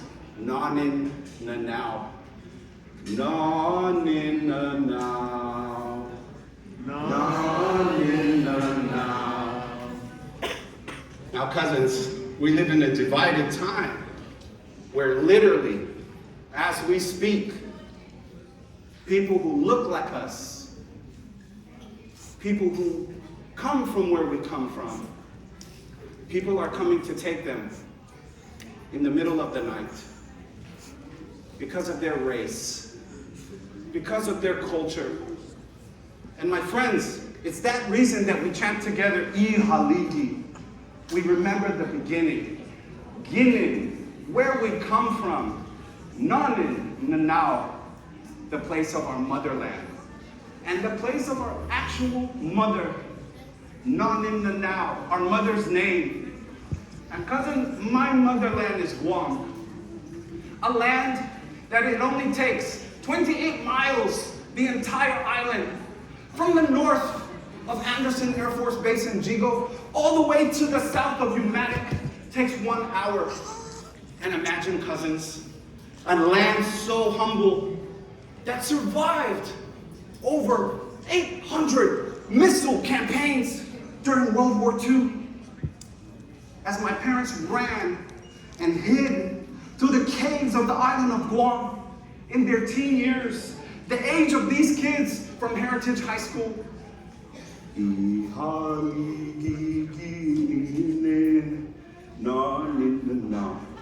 Chanting for the future, for the babies. Imagine how scared they were, man, because all around them were planes.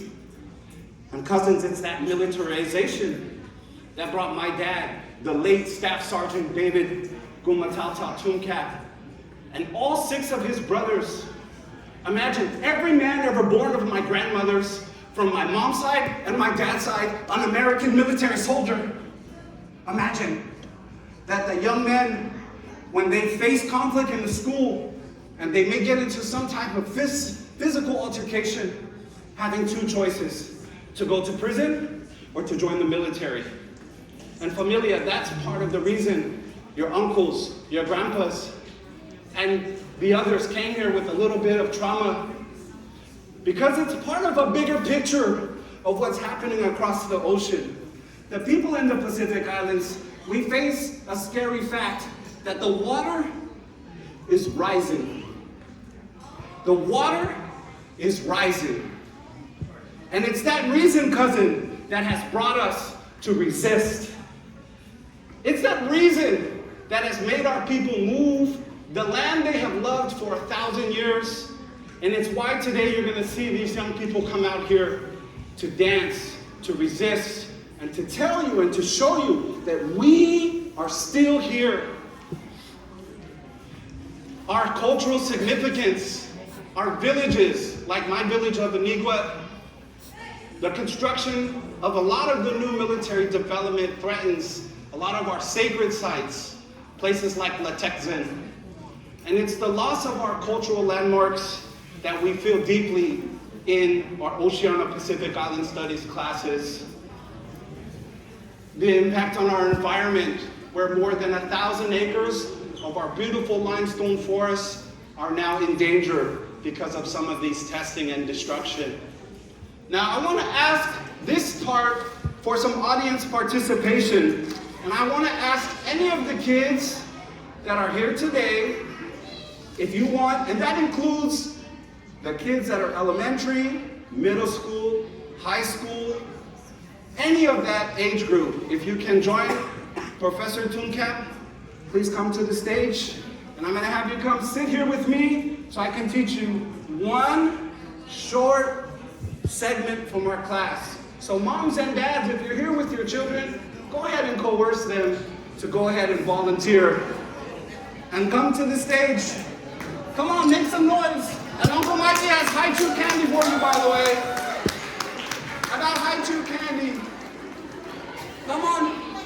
Feel my fa mole mole. Come on. Any volunteers? Are you coming up? Come on, make noise. Come on up. You can come sit here by me. It won't be scary. You can sit right here next to it. Go ahead. Come on. And then I want to ask to the Clark College students, if you're able to come join this exhibition, please come up to the front, especially if your ancestors come from Chuk. Rananim to the Chukese cousins. Go ahead, kids, you sit right here. Sit side by side. And as you sit on the stage, I want you to put your arms like this, okay? So that you have space from the person next to you. Okay? So go ahead, go like this. Oh, I just realized it's my niece, Maya. Hi, baby. I was like, oh, that looks like my niece. It is my niece. Okay, go ahead, scoot down, man. And go like this, so that your person next to you don't bump you. You stay there, scoot over this way. Yeah, and you stay there, so you have room, right? Spread out. You don't want to bump each other. Now first, a deal's a deal. Repeat after Uncle Mikey. A deal's a deal. Everybody, go ahead. Grab a few high chews. Okay, and then pass it to your cousin. Now, for those of you in the audience, you're going to watch and see what it's like to decolonize the classroom. This is what it's like to indigenize it, to bring some of our culture into the class. And imagine, what we're going to do is what they do in the Oceania Pacific Island Studies class. Now cousins, look here at the beautiful picture of Mount Pelu. This man you see here, I want you to remember his face, and I want you to remember his name. Because this man is probably one of the most important people in the history of Oceania PI studies, because this is the famous man who saved our ancient navigation. And imagine, we use the stars, not Western instruments, but we use the stars to navigate, okay? So I want to teach you a short chant, and you say the words back to Professor Tooncap. Sound good? Got it? So let's try this first one. E lupo. Everyone say, e lupo. Good. Look to your cousin, say, e lupo ilele. Yeah. And when we chant it, this is how it looks. It goes like this. E lupo ilele, lupo, lupo lewe. Go ahead. Take your hands like you're holding a paddle. And you're just gonna paddle to the side. Say, e lupo ilele, lupo ilele. Good. Then paddle to the other side. Lupo, lupo lewe, lupo, lupo lewe. And that chant comes from the Carolinians, comes from the Satawal people, okay? And that's the famous Mount Pelu. Now this last part we're gonna do, this is for the Samoan cousins, okay? And for those teachers in this room, if I had to tell you one dance, the one dance I would choose from the whole ocean, the Pacific Ocean, the dance that I feel unites us better than any other dance, I would have to give credit to our Samoan cousins. And this is called the sa-sa. The sa-sa. Now everybody, look to your cousin and tell them, malo se fua. Look to one of the brothers and tell them, sole. Sole. Okay? The brothers. Now, my Uncle Eddie is the one who taught me this. Now kids, listen up, okay? When I say mili, take your two hands like this. Mili. When I say patia, make one clap. When I say lua pati, make two claps. And when I say lua pati faumu, you make two claps and you say choo. Got it? Lua pati faumu.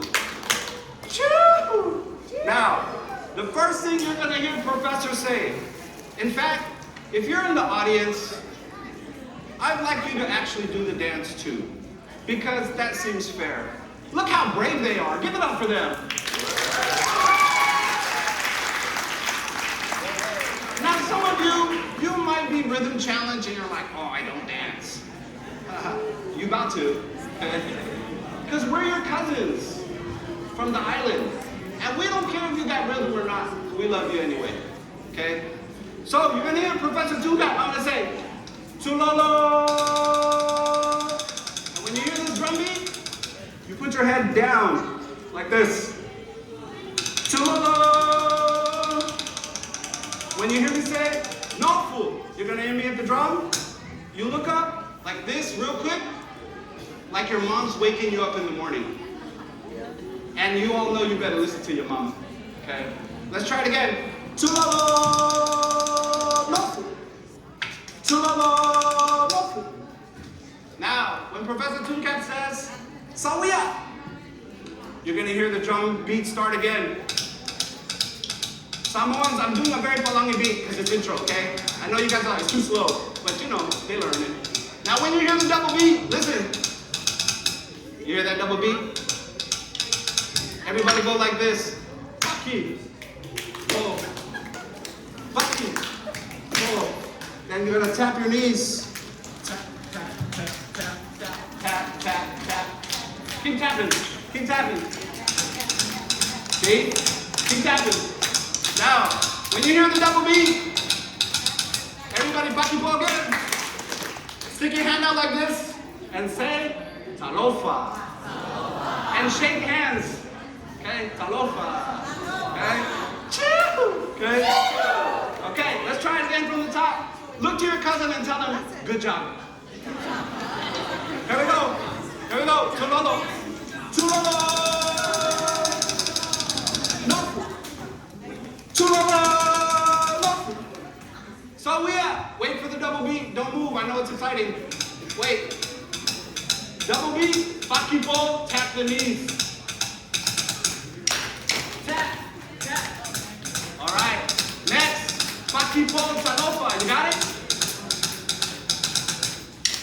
Talofa! Talofa! Keep checking.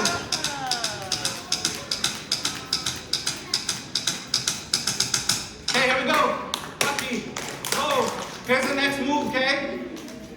Everyone knows in the island, what's the first thing your mom tell you to do when you wake up? Trying to do a chore. So you're gonna take the pala, you're gonna take the mat from the side. You're gonna dust the mat. Look at Uncle Mikey right here. And everyone go, Tasi, Lua, Tolu, Tra. Tasi, Lua, Tolu, Tra. You better do it, baby girl. I'm gonna tell your mom, okay? Here we go. Paki, go, down, tap your head. Go down. Tasi, Lua, Tolu, Fra. Tasi, Lua, Tolu, Fra. Paki, go down. Okay, everybody, look to your cousin and tell him, I see you, cuz. And tell him, say, you all right. You all right.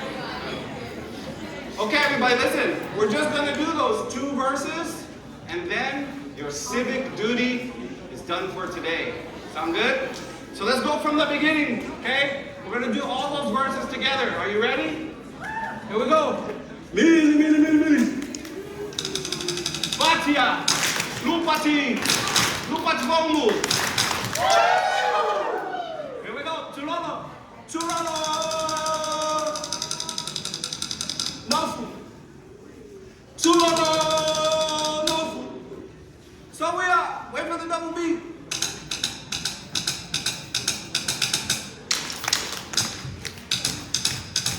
Let me hear a Vomu. Okay, Baki Pon Talofa. Talofa, keep shaking. Back, pocket ball, back to your knees. Tap. Okay, pocket ball, and then we clean the mat. From the right to the left. Tasilu wa tolufa, tasilu wa tolufa. Tasilu wa tolufa, tasilu wa tolufa. Pocket ball down. All right. Give it up, everybody. Make some noise.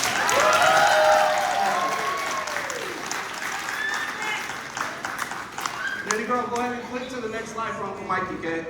So I can look at the slide. Now, cousins, on the list there, okay? On the list there, these are a list of all of the current ethnic studies, Oceania, Pacific Island Studies classes that we have in the state of Washington. And cousins, the reason I show you this list is because this is a list of endangered classes that are, it's okay, you can give to your cousin later, okay? You're good. Thank you very much. Don't worry, they paid Uncle Mikey to be here, so I'm just sharing it with you, okay? Here you go. Okay, ladies and gentlemen, please give it up for our wonderful dancers at the front of the stage here.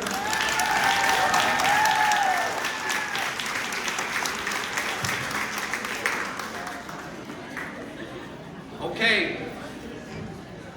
Now, cousins, as we finish my talk today, this is the last image I want you to take a look at. This is a book called Matamai. And if you look, it represents the ocean, and inside of her hair, inside of the ocean's hair, is every single one of you. And it's me.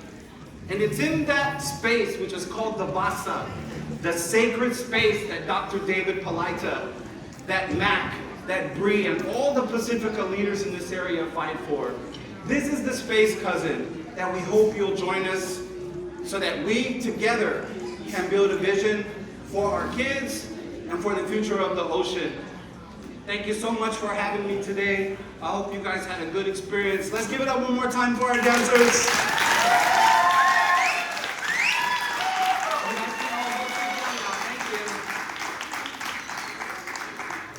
That's okay, you can take that one too. Good job. Go ahead, take some more. Go ahead, you can take some more. In fact, take it to your seat, and then you can pass it around the room. Oh, it's red.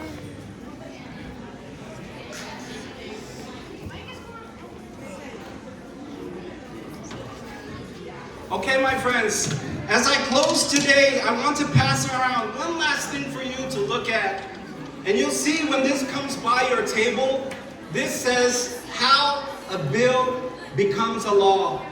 And this year, 2025, we just had a bill in the Washington State Legislature to teach our AAPI history from kindergarten all the way to the 12th grade. And it did not pass. We lost. But I'm passing this around because we're coming back next year, baby. And I know with all of your help, we can make this a real thing for Washington kids, for all the babies, Black, white, Native, Latina, to learn this beautiful culture that connects all of us together. And I hope you'll join us in our campaign. God bless you. Thank you so much.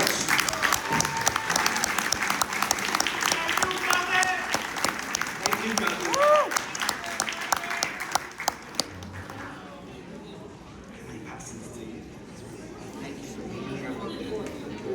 Thank you, Professor Michael.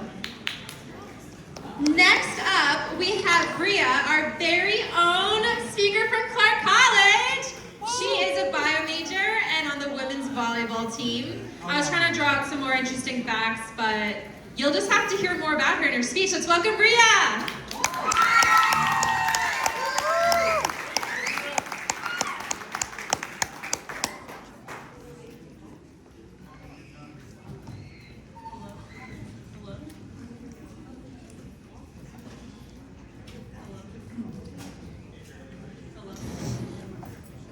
Okay. Oh, there we go. Talofa, everyone. My name is Soteria, or Ria Antonio, and I'm a first-year student here at Clark. I'm majoring in biology, and I also play on our women's volleyball team. I'm also a member of our PISU club.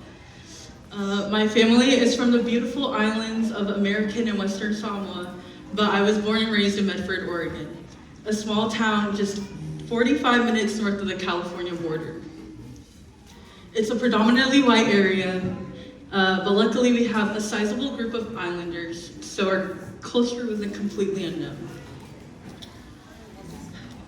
Growing up there, I often felt out of place. I was one of only 4 students of color in my class, and while being a woman of color is already a challenge, as a Pacific Islander, I often felt like my voice was never heard. It's common in our community to have multi-generational households, which sometimes felt weird compared to my peers.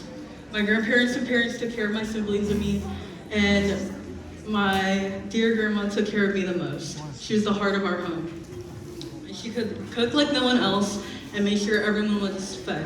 Sometimes we were a little too overfed. One memory that sticks with me is when my grandpa and my aunt came to pick me up from preschool. I was in tears. As I got into the car, my grandpa turned to me and asked, "Rhea, why are you crying?" I sniffled and answered, "The kids made fun of my lunch."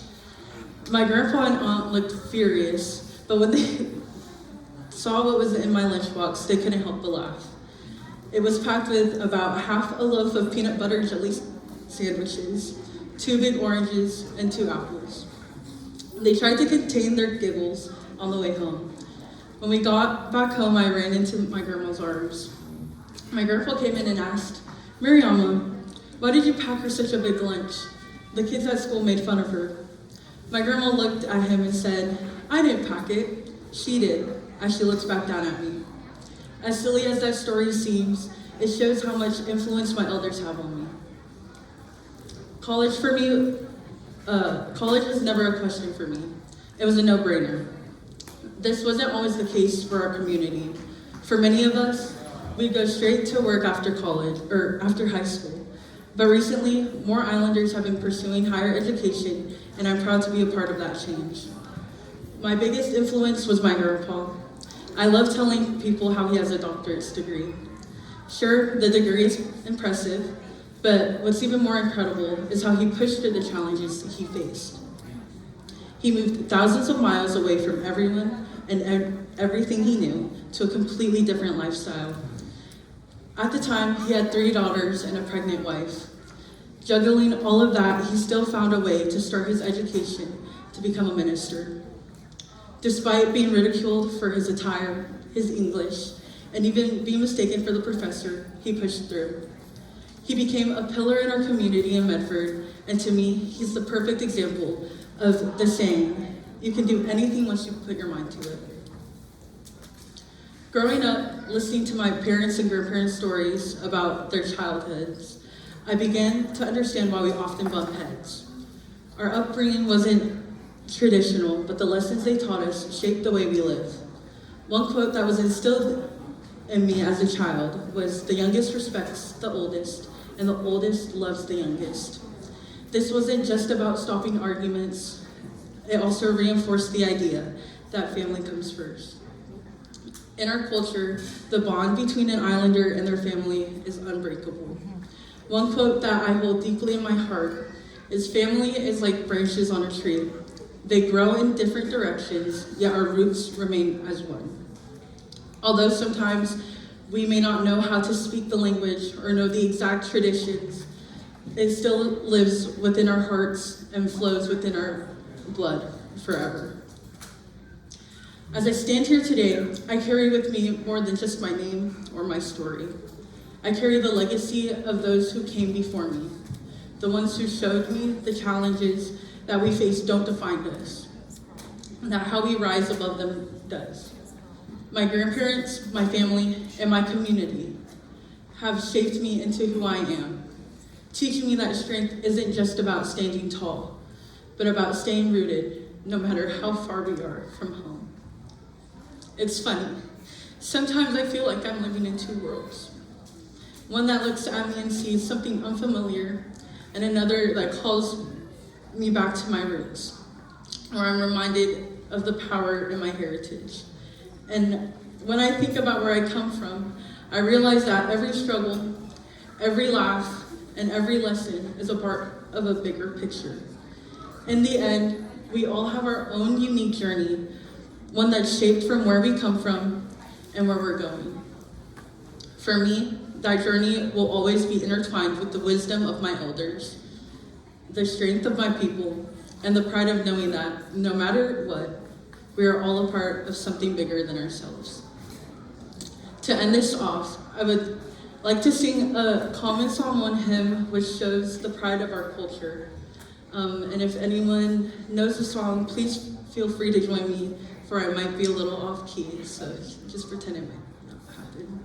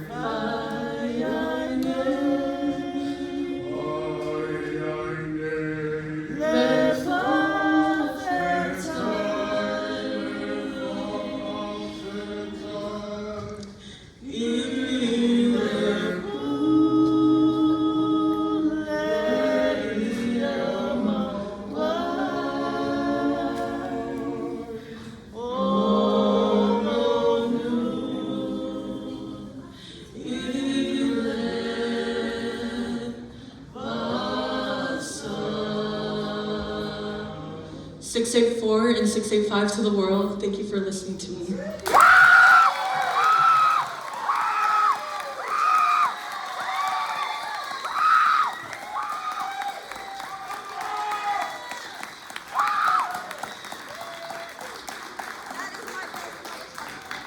Rhea, I think you're getting an encore request, but don't worry, she'll be back.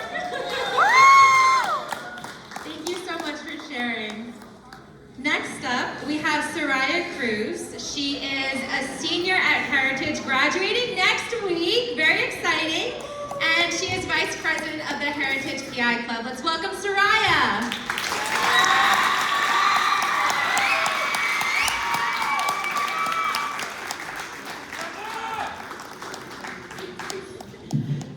Good evening, everyone. My name is Soraya Cruz. I'm here representing Guam and Palau, and here as the Vice President of Heritage High School's PI Club.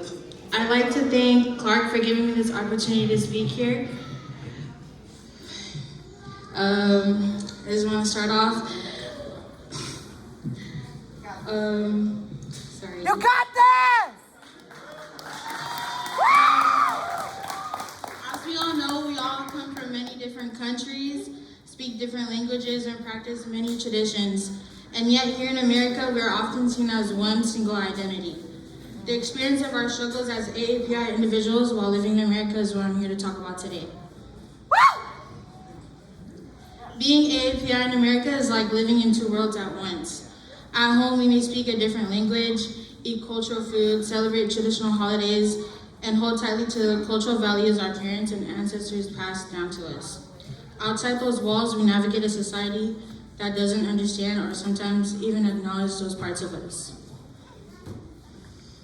We are constantly balancing pride in our culture with the pressure to fit in, as well as having respect for our elders with the pursuit of independence. As a Pacific Islander, when Pacific Islanders are mentioned, if they're even mentioned at all, are often just grouped in with Asian Americans in a way that neglects our history, struggles, and needs without realizing that's one of the struggles we go through as an AAPI in America. And for those of us whose ancestors were here long before the United States was a country, such as Native Hawaiians, Samoans, Chamorros, we carry the legacy of colonization and fight to preserve our land, language, and our sovereignty. Outside, we're encouraged or expected to blend in. For many AAPI individuals, cultural identity isn't something inherited. It's something we have to define and defend constantly. We live at the intersection of our cultures, and while that can be beautiful, it can also be exhausting. But today I want to remind you that being unseen doesn't make us insignificant. It makes our voices even more important. But there's beauty in that too. We learn how to honor where we come from while shaping where we're going. To those who have ever felt like they don't belong, know that your story matters. Your voice matters, and as we honor AAPI Heritage Month and beyond, let us not only celebrate our cultures, but also continue to demand equity, representation, and justice, not just for ourselves, but for the culture. Thank you, everyone.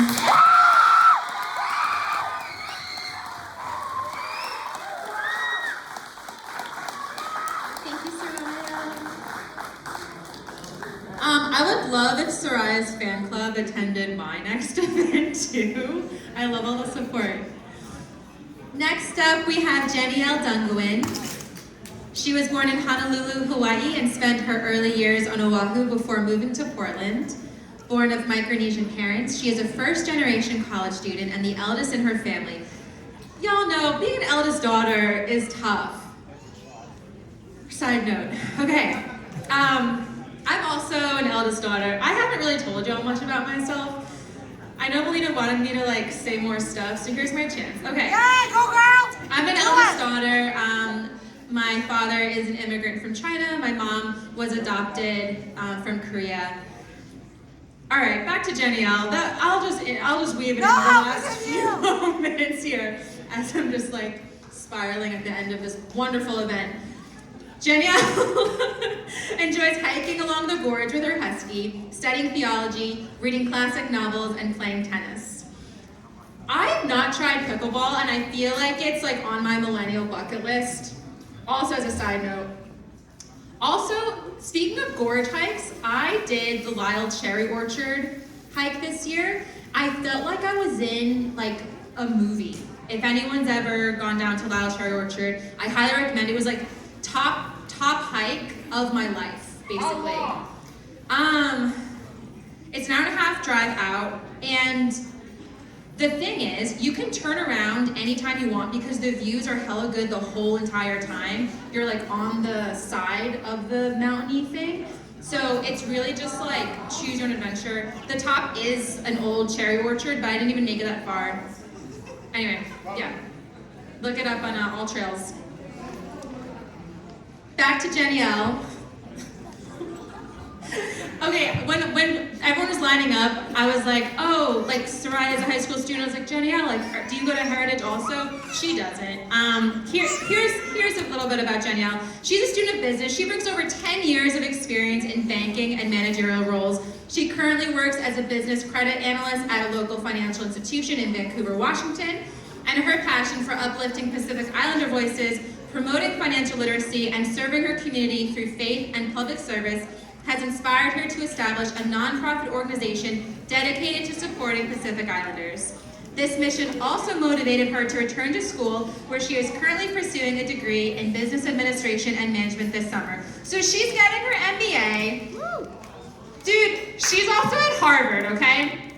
Which she didn't put in her intro, but I just want to brag about her because I'm going off script anyway, and I just want to say how proud I am of all of you, all of us, because when anyone is experiencing success and thriving, we all are. And it really is about interdependence and collective liberation. And I'm so glad to introduce Jennielle to the stage.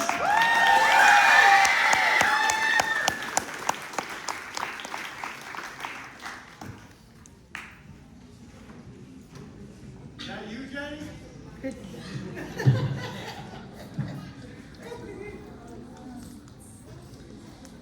Nekurianim, aloha, talofa, bula, hapade, kasalelia, and warm greetings to all of you.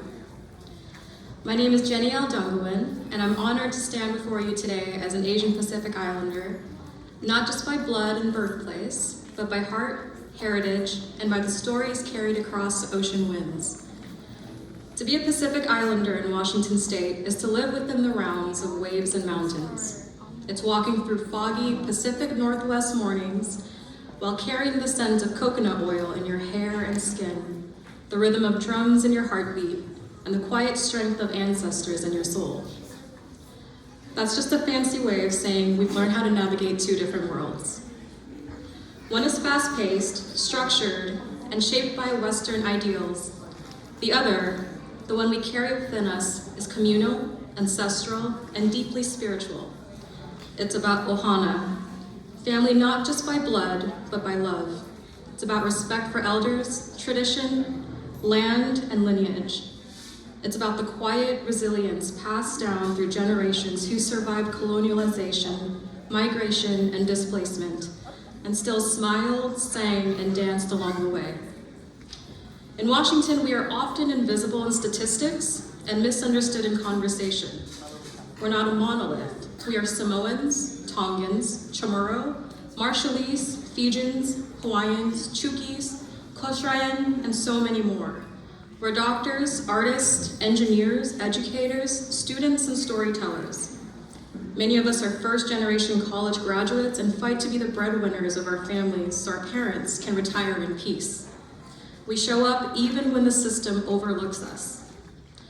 Our presence here matters. We bring warmth into cold spaces. We bring laughter into winters, even when we wish we could be back on the warm beaches of the islands. We bring food to every table and invite all to break bread as a family. Being a Pacific Islander here means keeping culture alive in small but sacred ways.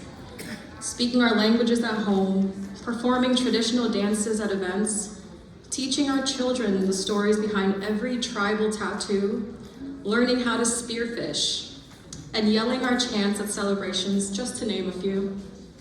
Our islands are in our bones, even if we were born and raised on the mainland. We fight to be seen, not just during AAPI month, but always. Never with aggression, but with humility and resilience that would make warriors proud.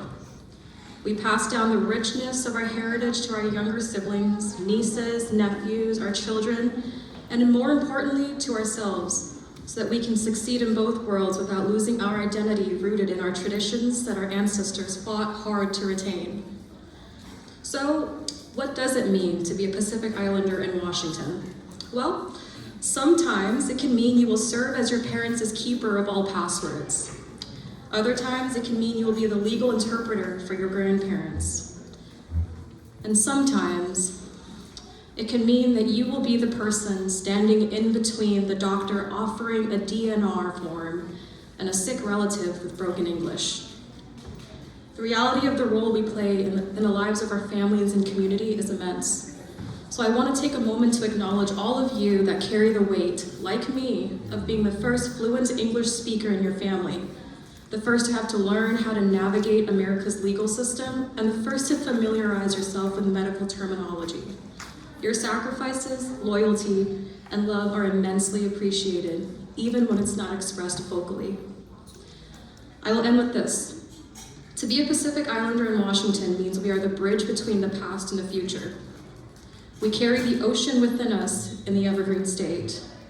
It means we are here, thriving, proud, and deeply rooted, like coconut trees that bend in the storm but do not break. Our voices may seem quiet, but remember, silence doesn't mean weakness, but rather strength.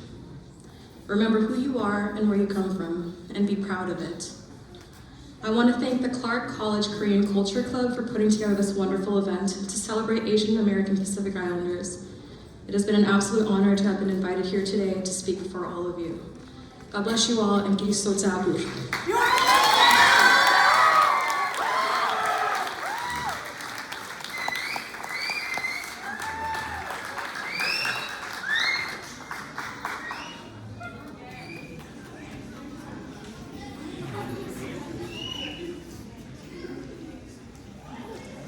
Thank you so much, Jenny L. Next up, I haven't even stood good at this podium yet, y'all. All right.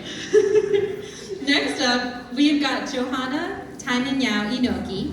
She identifies as Chamorro from the island of Saipan. Saipan is part of the Northern Mariana Islands, and Johanna has been a local resident since moving from her home island in 2008. She is a Clark College alum from class of 2016. Are there any other alumni in the building? Yay! Thanks for coming back and visiting us. I say us as if I go here or went here, but I am part of, when we're in the club, we're family, as we know. So, Johanna has been involved in working with the Pacific Islander community since her time at Clark College, and now does so through the Pacific Islander Community Association of Washington. Today, she will share some of her experiences with us. Let's welcome Johanna to the stage.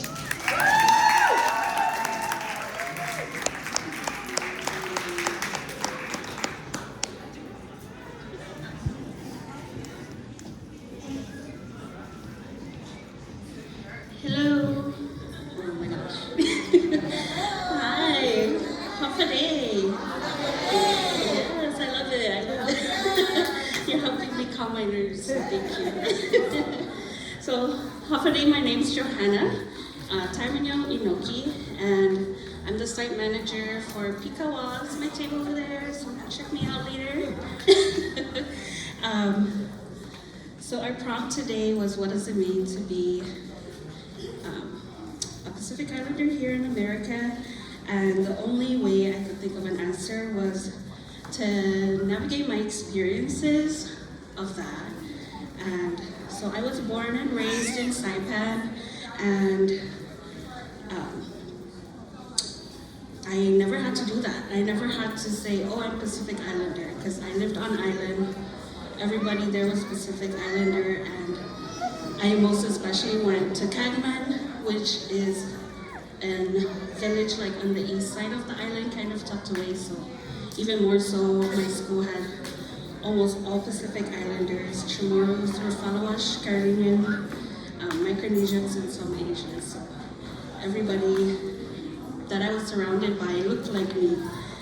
And then in 2008, I moved 5,625 miles to this city in Vancouver. So in 2008, I moved here, and I went to high school at Evergreen High.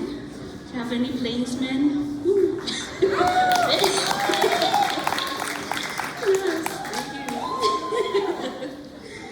yeah, so I was in Evergreen, and that was where the real party started, right? Like identifying myself as a Pacific Islander. And it was very much a culture shock for me, and I was immediately drawn to my community, Pacific Islanders. I had met someone who was also from Saipan, and he introduced me to everybody in the group who was all Pacific Islanders. So I was like, my people, I found you all. And so it was like a little piece of home moving to this new country. And we would hang out at the bus pickup area of Evergreen High, like that was our spot. We would hang out there at lunch after school, and we ended up creating our Pacific Islander Club. It was called EPIC, Evergreen Pacific Islander Club. And yes, and so in this space, we danced together, we sang together, we ate together. Some of us did other stuff not to mention together. And ultimately, we uplifted each other. And even though there were fights, we were able to mediate that process and, move on in our high school together. And I knew that I found my community and my village at school, even though I had moved so far from my original home. And then fast forward to 2013 fall, I enrolled here at Clark College. And it was in this space that I had my orientation. And most of my classmates in high school either went to a different high school or a different college or didn't go to college at all. So again, I was like, okay, I have to start anew again. and find my village, find my community. And there was barely any Pacific Islanders here at Clark College at that time, and so I was like, you know what, I'm gonna make my own club.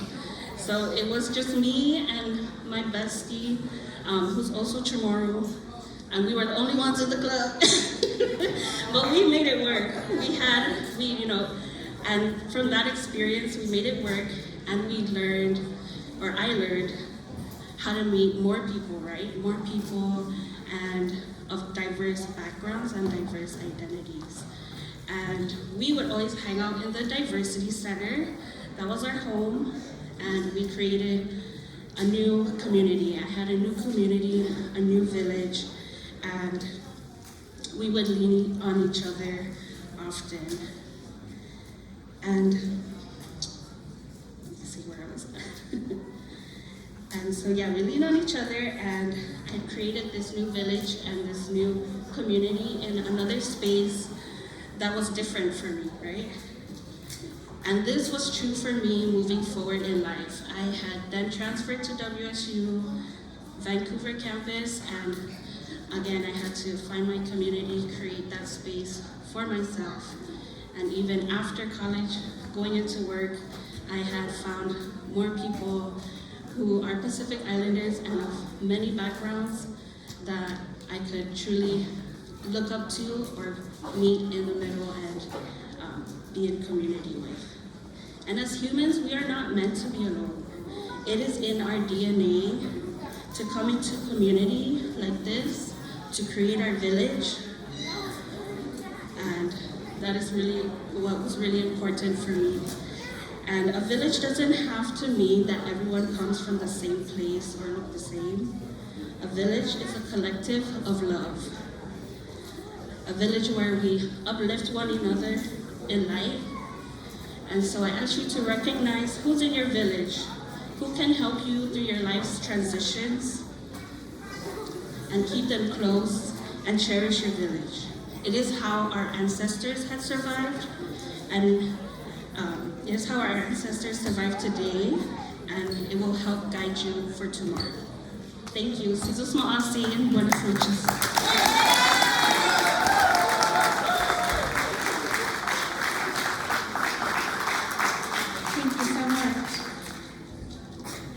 To close out our speaker lineup, we welcome Uterina Herwin.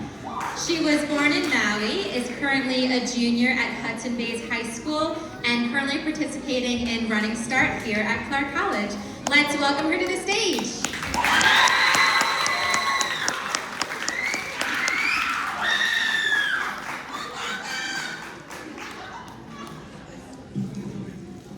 Hello everyone, my name is Uterina Herwin.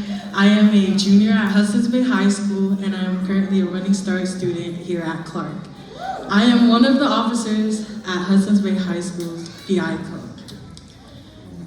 What is it like being an AAPI while living in America?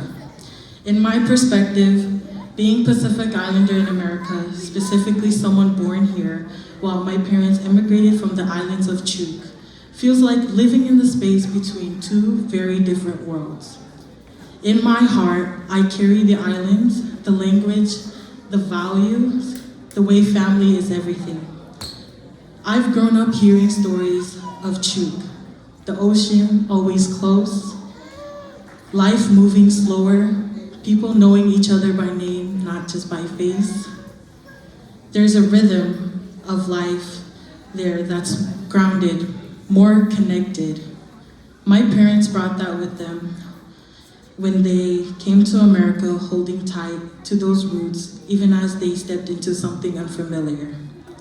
They didn't come here chasing dreams for themselves. They come for jobs, for survival, to earn money and send it back home to support our family still in Chuuk. That kind of sacrifice runs deep. They worked long hours, took whatever opportunities they could find, and carried the weight of two homes, this one and the one they left behind. Recently, I got the chance to visit Chuuk with my mother and my brother. for a funeral. It was emotional, not just because of the loss, but because it opened my eyes to everything I'd only ever heard about. When we landed, my uncle picked us up from the airport. As we drove, I stared out the window.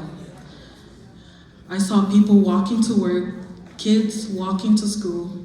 Everything felt more simple, more connected. It's completely different lifestyle from what I'm used to in America, where cars feels like a necessity for everything. During that trip, we also visited one of the outer islands of Chuuk, where my dad is from. It was beautiful. The sun was always out, the sky clear, and the ocean stretching endlessly around us. Life there felt even more peaceful and free. When people ran out of clean water, they would climb up trees and collect coconuts to drink from. Something so simple, but so full of life. What really struck with me was how happy everyone was. They all knew each other, looked out for each other, and moved as one community. You could feel the closeness in the air, like family didn't stop at blood. It was everyone on that island. They had less by American standards, but in many ways they had more. Growing up in America, I've often felt like I'm translating who I am. Pacific Islanders are rarely part of the conversation when it comes to identity, race, or even representation.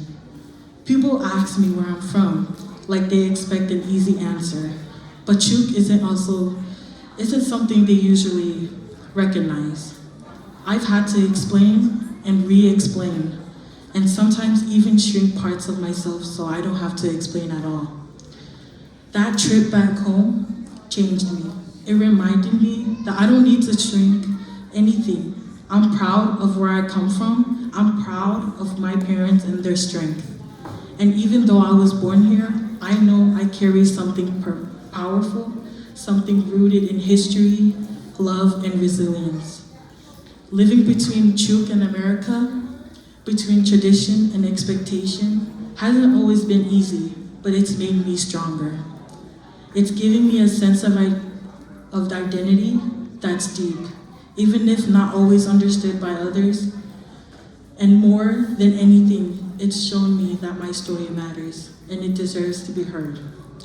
To my fellow Islanders, never forget where you come from. Our stories are important, our voices matter. Even if the world doesn't always see us, we see each other. And that connection, that pride, that love for our people and our culture will always keep us strong. Thank you, everyone, and thank you, Clark, for having me here. Thank you.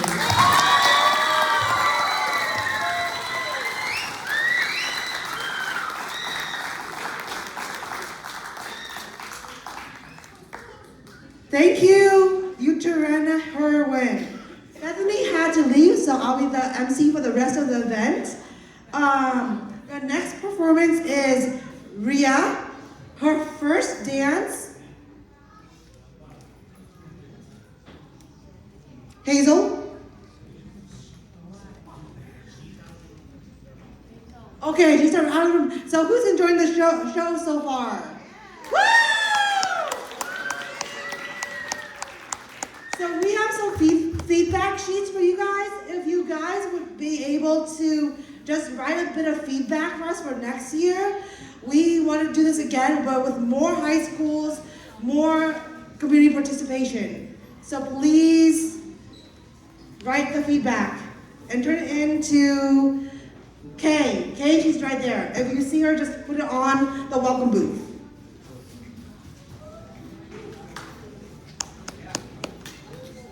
So the next dance is, like I said, Ria. She will perform first performing Afio Aneloa.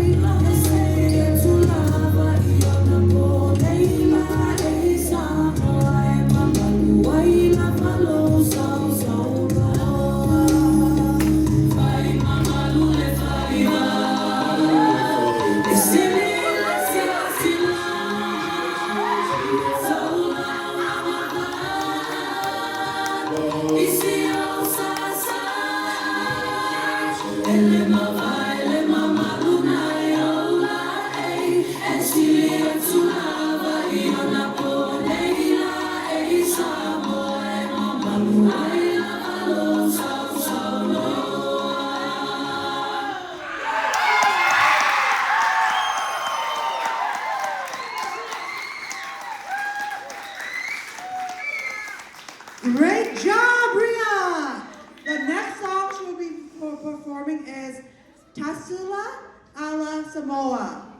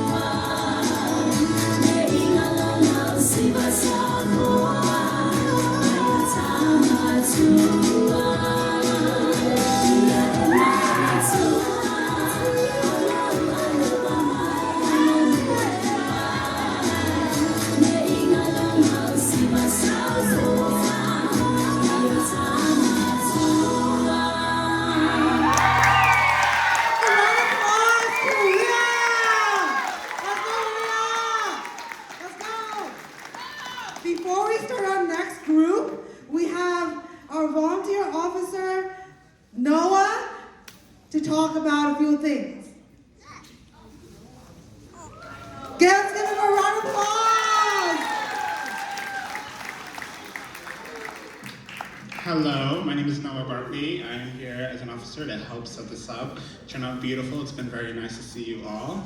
I'm Ethiopian American, but I was adopted with a Korean and a Chinese brother, and so it's been very fun growing up, learning from all the other cultures. And it's been a really beautiful day today to be with you guys. And my main drive in life is for the environmental. I recently went back to Ethiopia and last year, after 15 years. And it was a very emotional trip, but I only cried once, and that's when I realized that the land that I left behind is no longer as it was. And it was the very first time that I understood when First Nations speak about their land and what it means to have almost a spiritual disconnection. And so coming back, I was kind of inspired to take that as my drive on how do we preserve our lands and our communities. And I think it's imperative that we all understand that our shared ancestors and your communities are an antidote to a system at bay. That the way of life that we once hold that our ancestors have is not of the interest because we don't need what they give. And so it's important to keep protecting one another and giving each other the spotlight where we can. And I'm very grateful for you all to come today.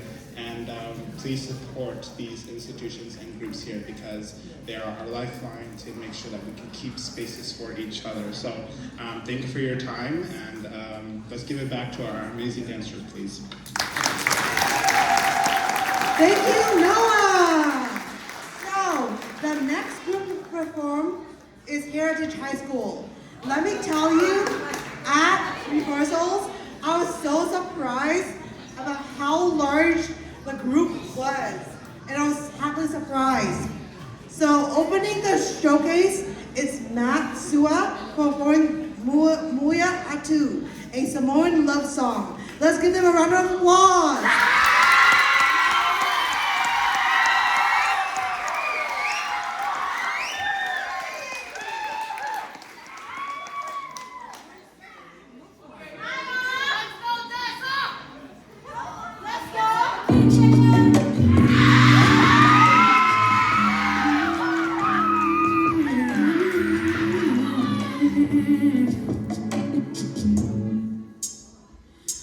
Yeah, I know how my lips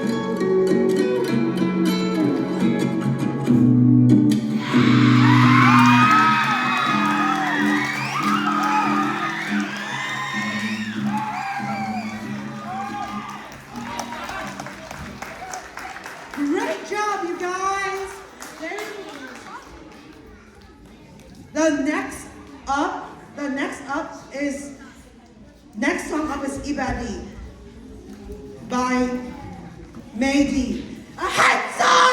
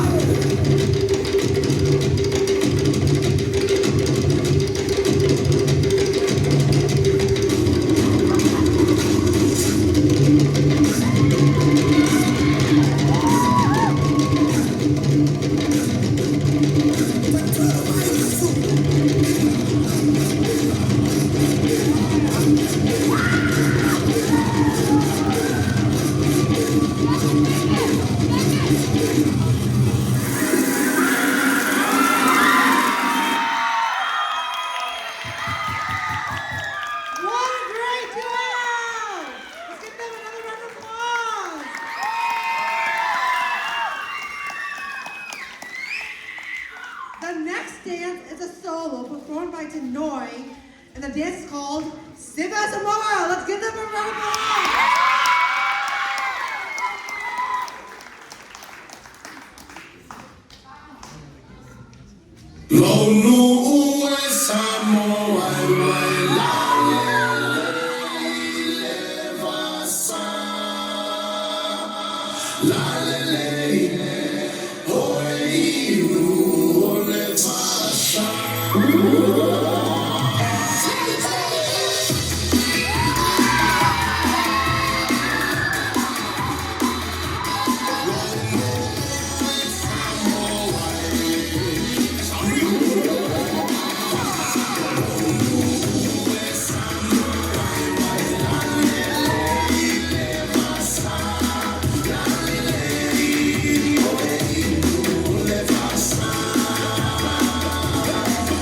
Say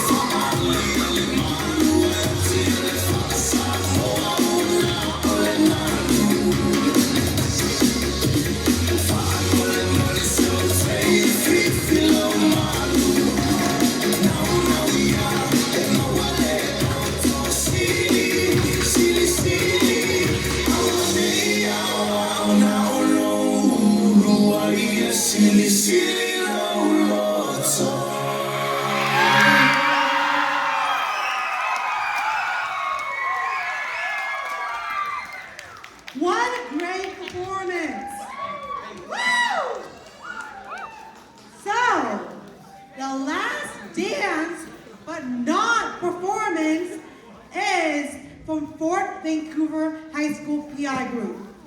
They're called Rex Atiria, performing Taku Momea. Give them a round of applause!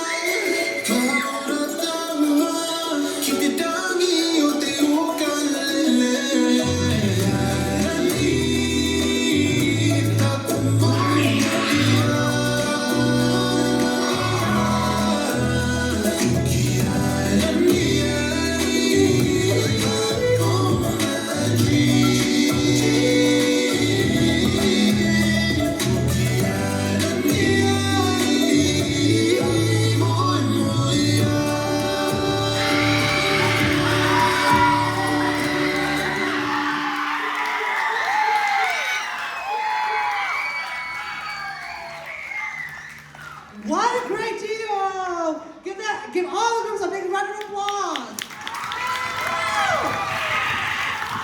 So we have a surprise for you guys. We have the band Meldrop coming from Seattle, Washington. Their band is PI. So before the band is gonna get set up, but before they play, we have a raffle. So as they set up, we're gonna do the raffle.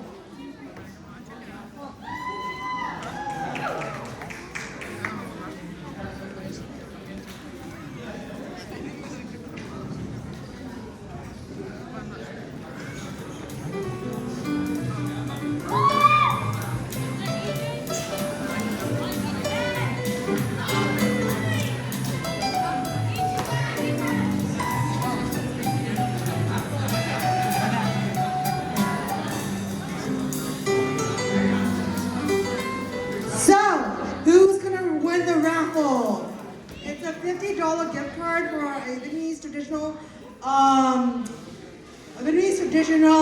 dress. So, guys, got your raffle tickets? Yeah. Raise your hand if you got your raffle tickets. Okay. Let's see who got it. Okay, ticket number is 241 2229. Who is the lucky winner? Do we have a lucky winner? The number again is 241 24229. Okay? Going once, going twice. You got! Okay, the second number is 2412218. Anyone got that? You got it? Casey Raffle? You don't have it? Okay. The number is 2412218. All right. Try again.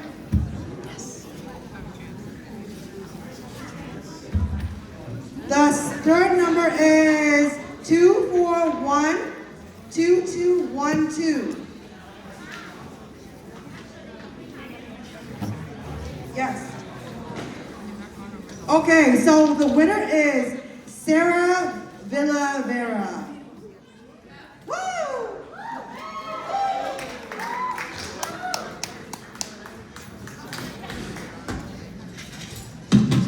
As the band is setting up, I want to ask you guys, what was your favorite part of this event?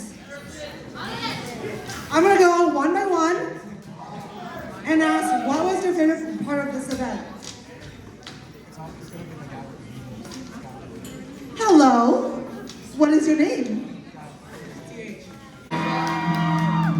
is Mel Drop. We came down from Seattle tonight. We're from Tacoma. Anybody ever been to Tacoma tonight? Oh, not tonight.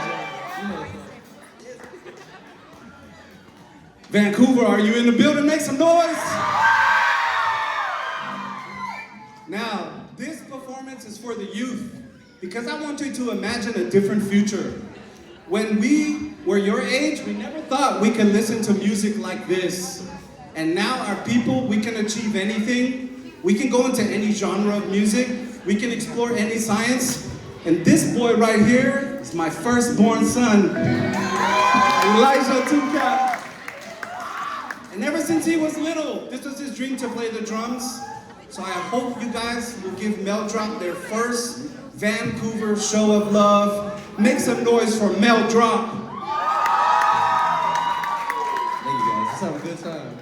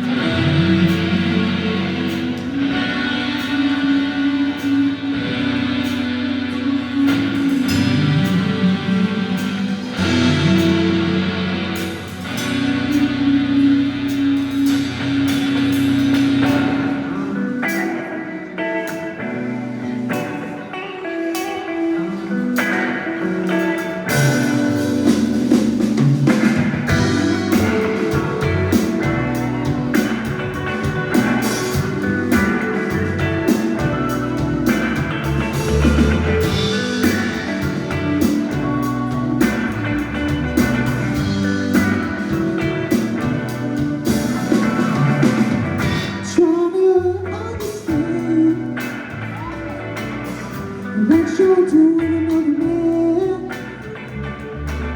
You shouldn't matter to me. Stuck here on the wall to be. Ooh, I'm falling. Ooh, try to hold your hand. Ooh, when I'm dreaming. Why don't you understand?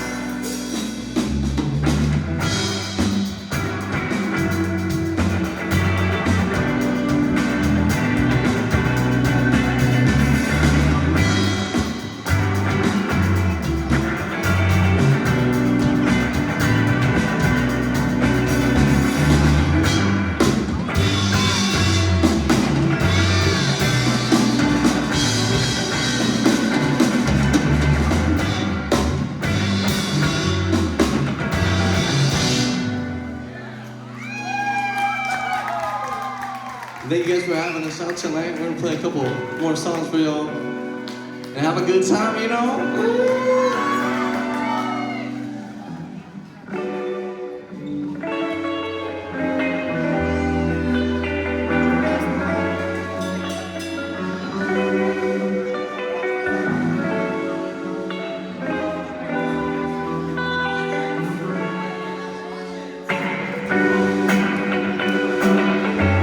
Come on now, let's get down, come on.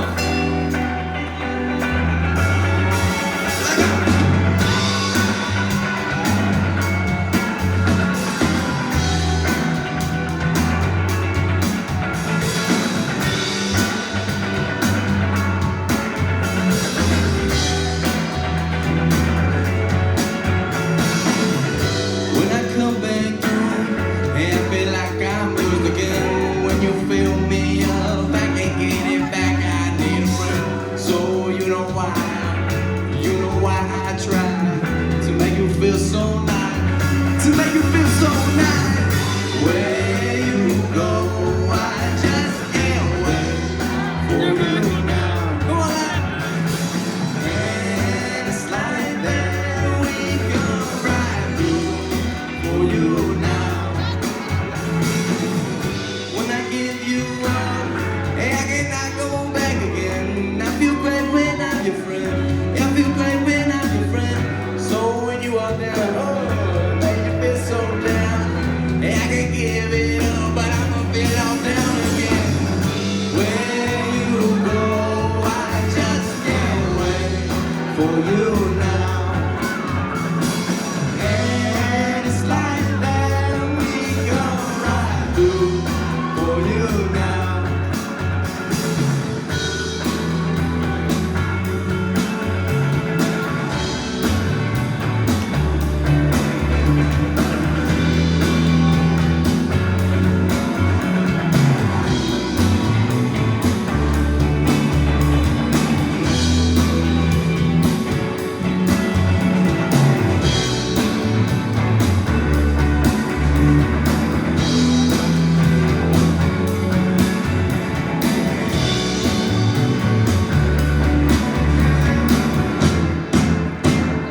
Where you go, I just can't wait for you now.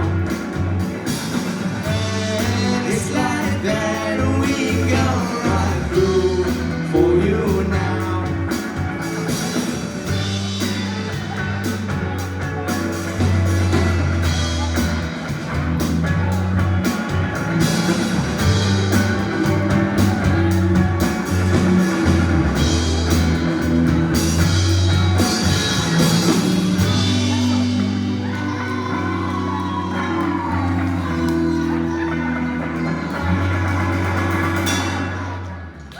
Y'all get down in the front. We got some Vancouver, this is so cool. Heck yeah, woo.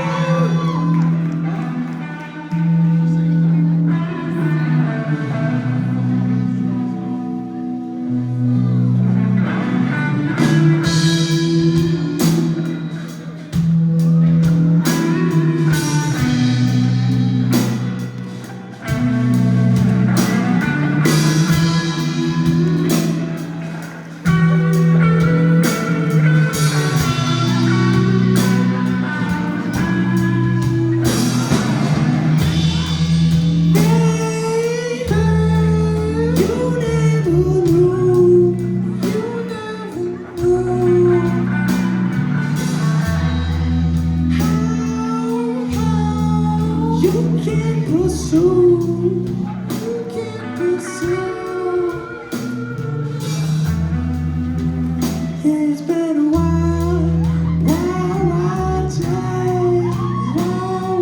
change, but you can't deny how you erase.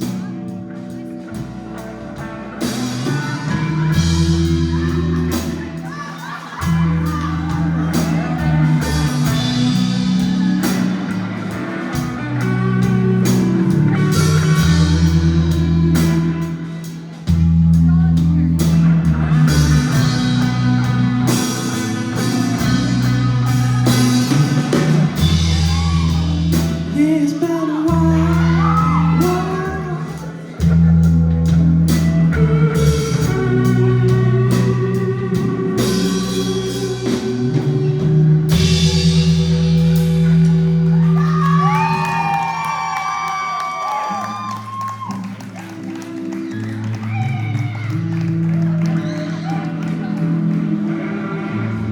Yo, that's the first time I've ever had a dancer with the music. What?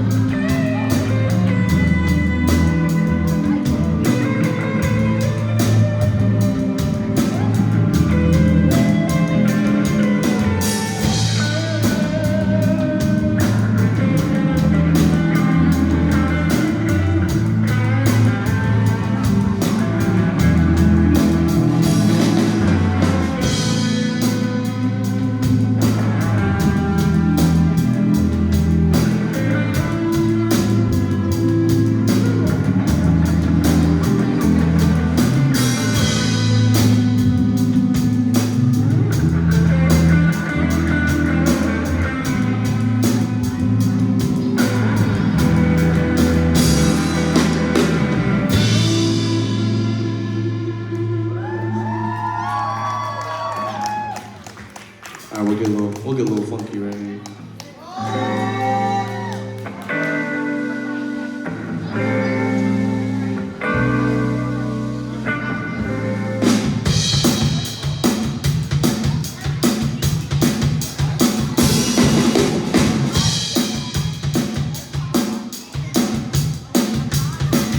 sing a whole lot. Come on, I'm right to you.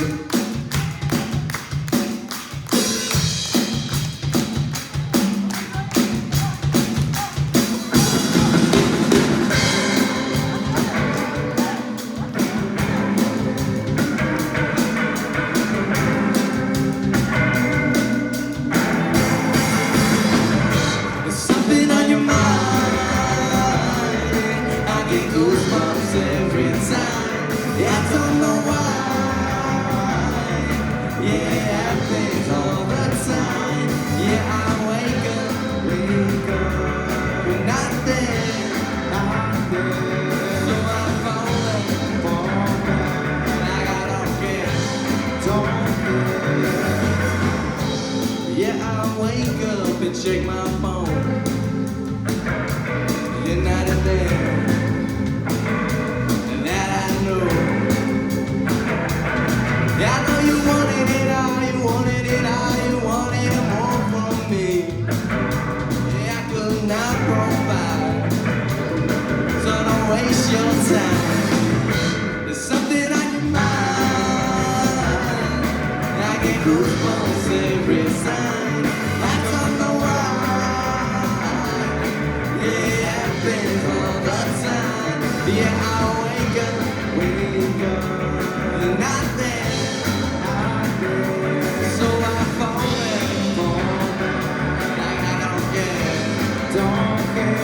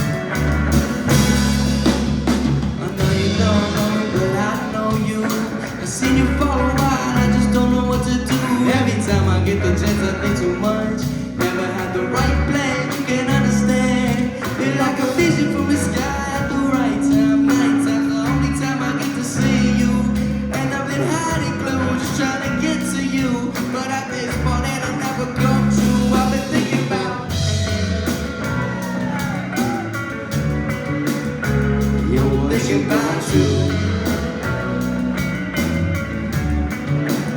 'Cause I've been thinking about. Yeah, I've been thinking about you.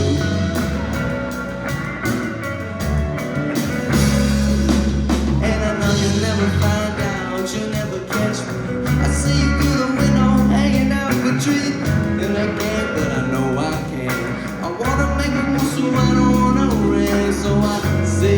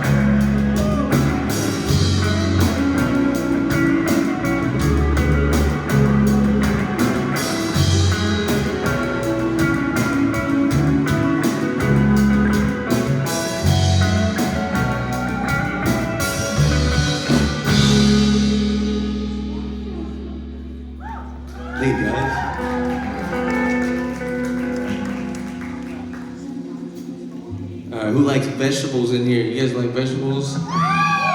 This one's called smooth lettuce. Shout out to the lettuce out here.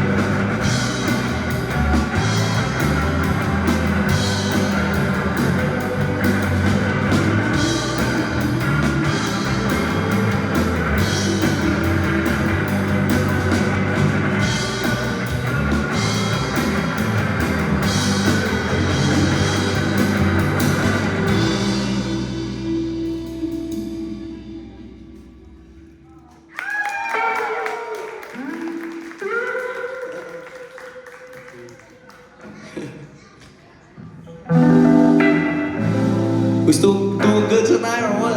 Kicking it, hanging out?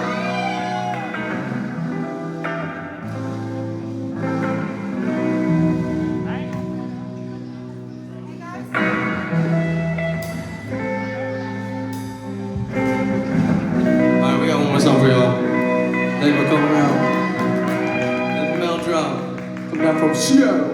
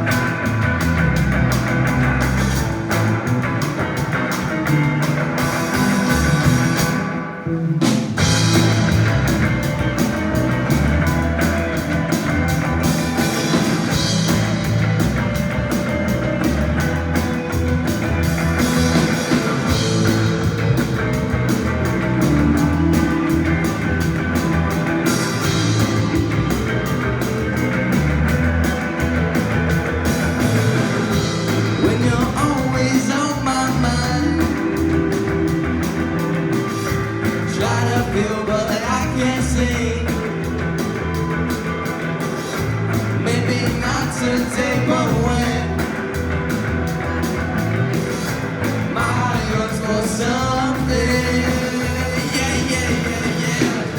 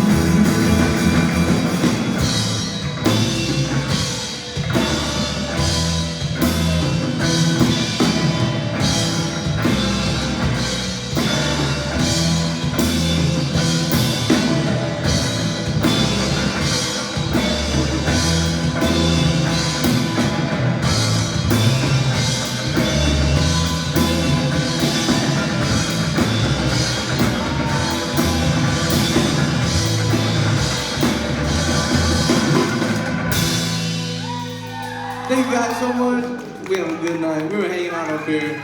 Don't drive home safe. Have a good night. Bell drop.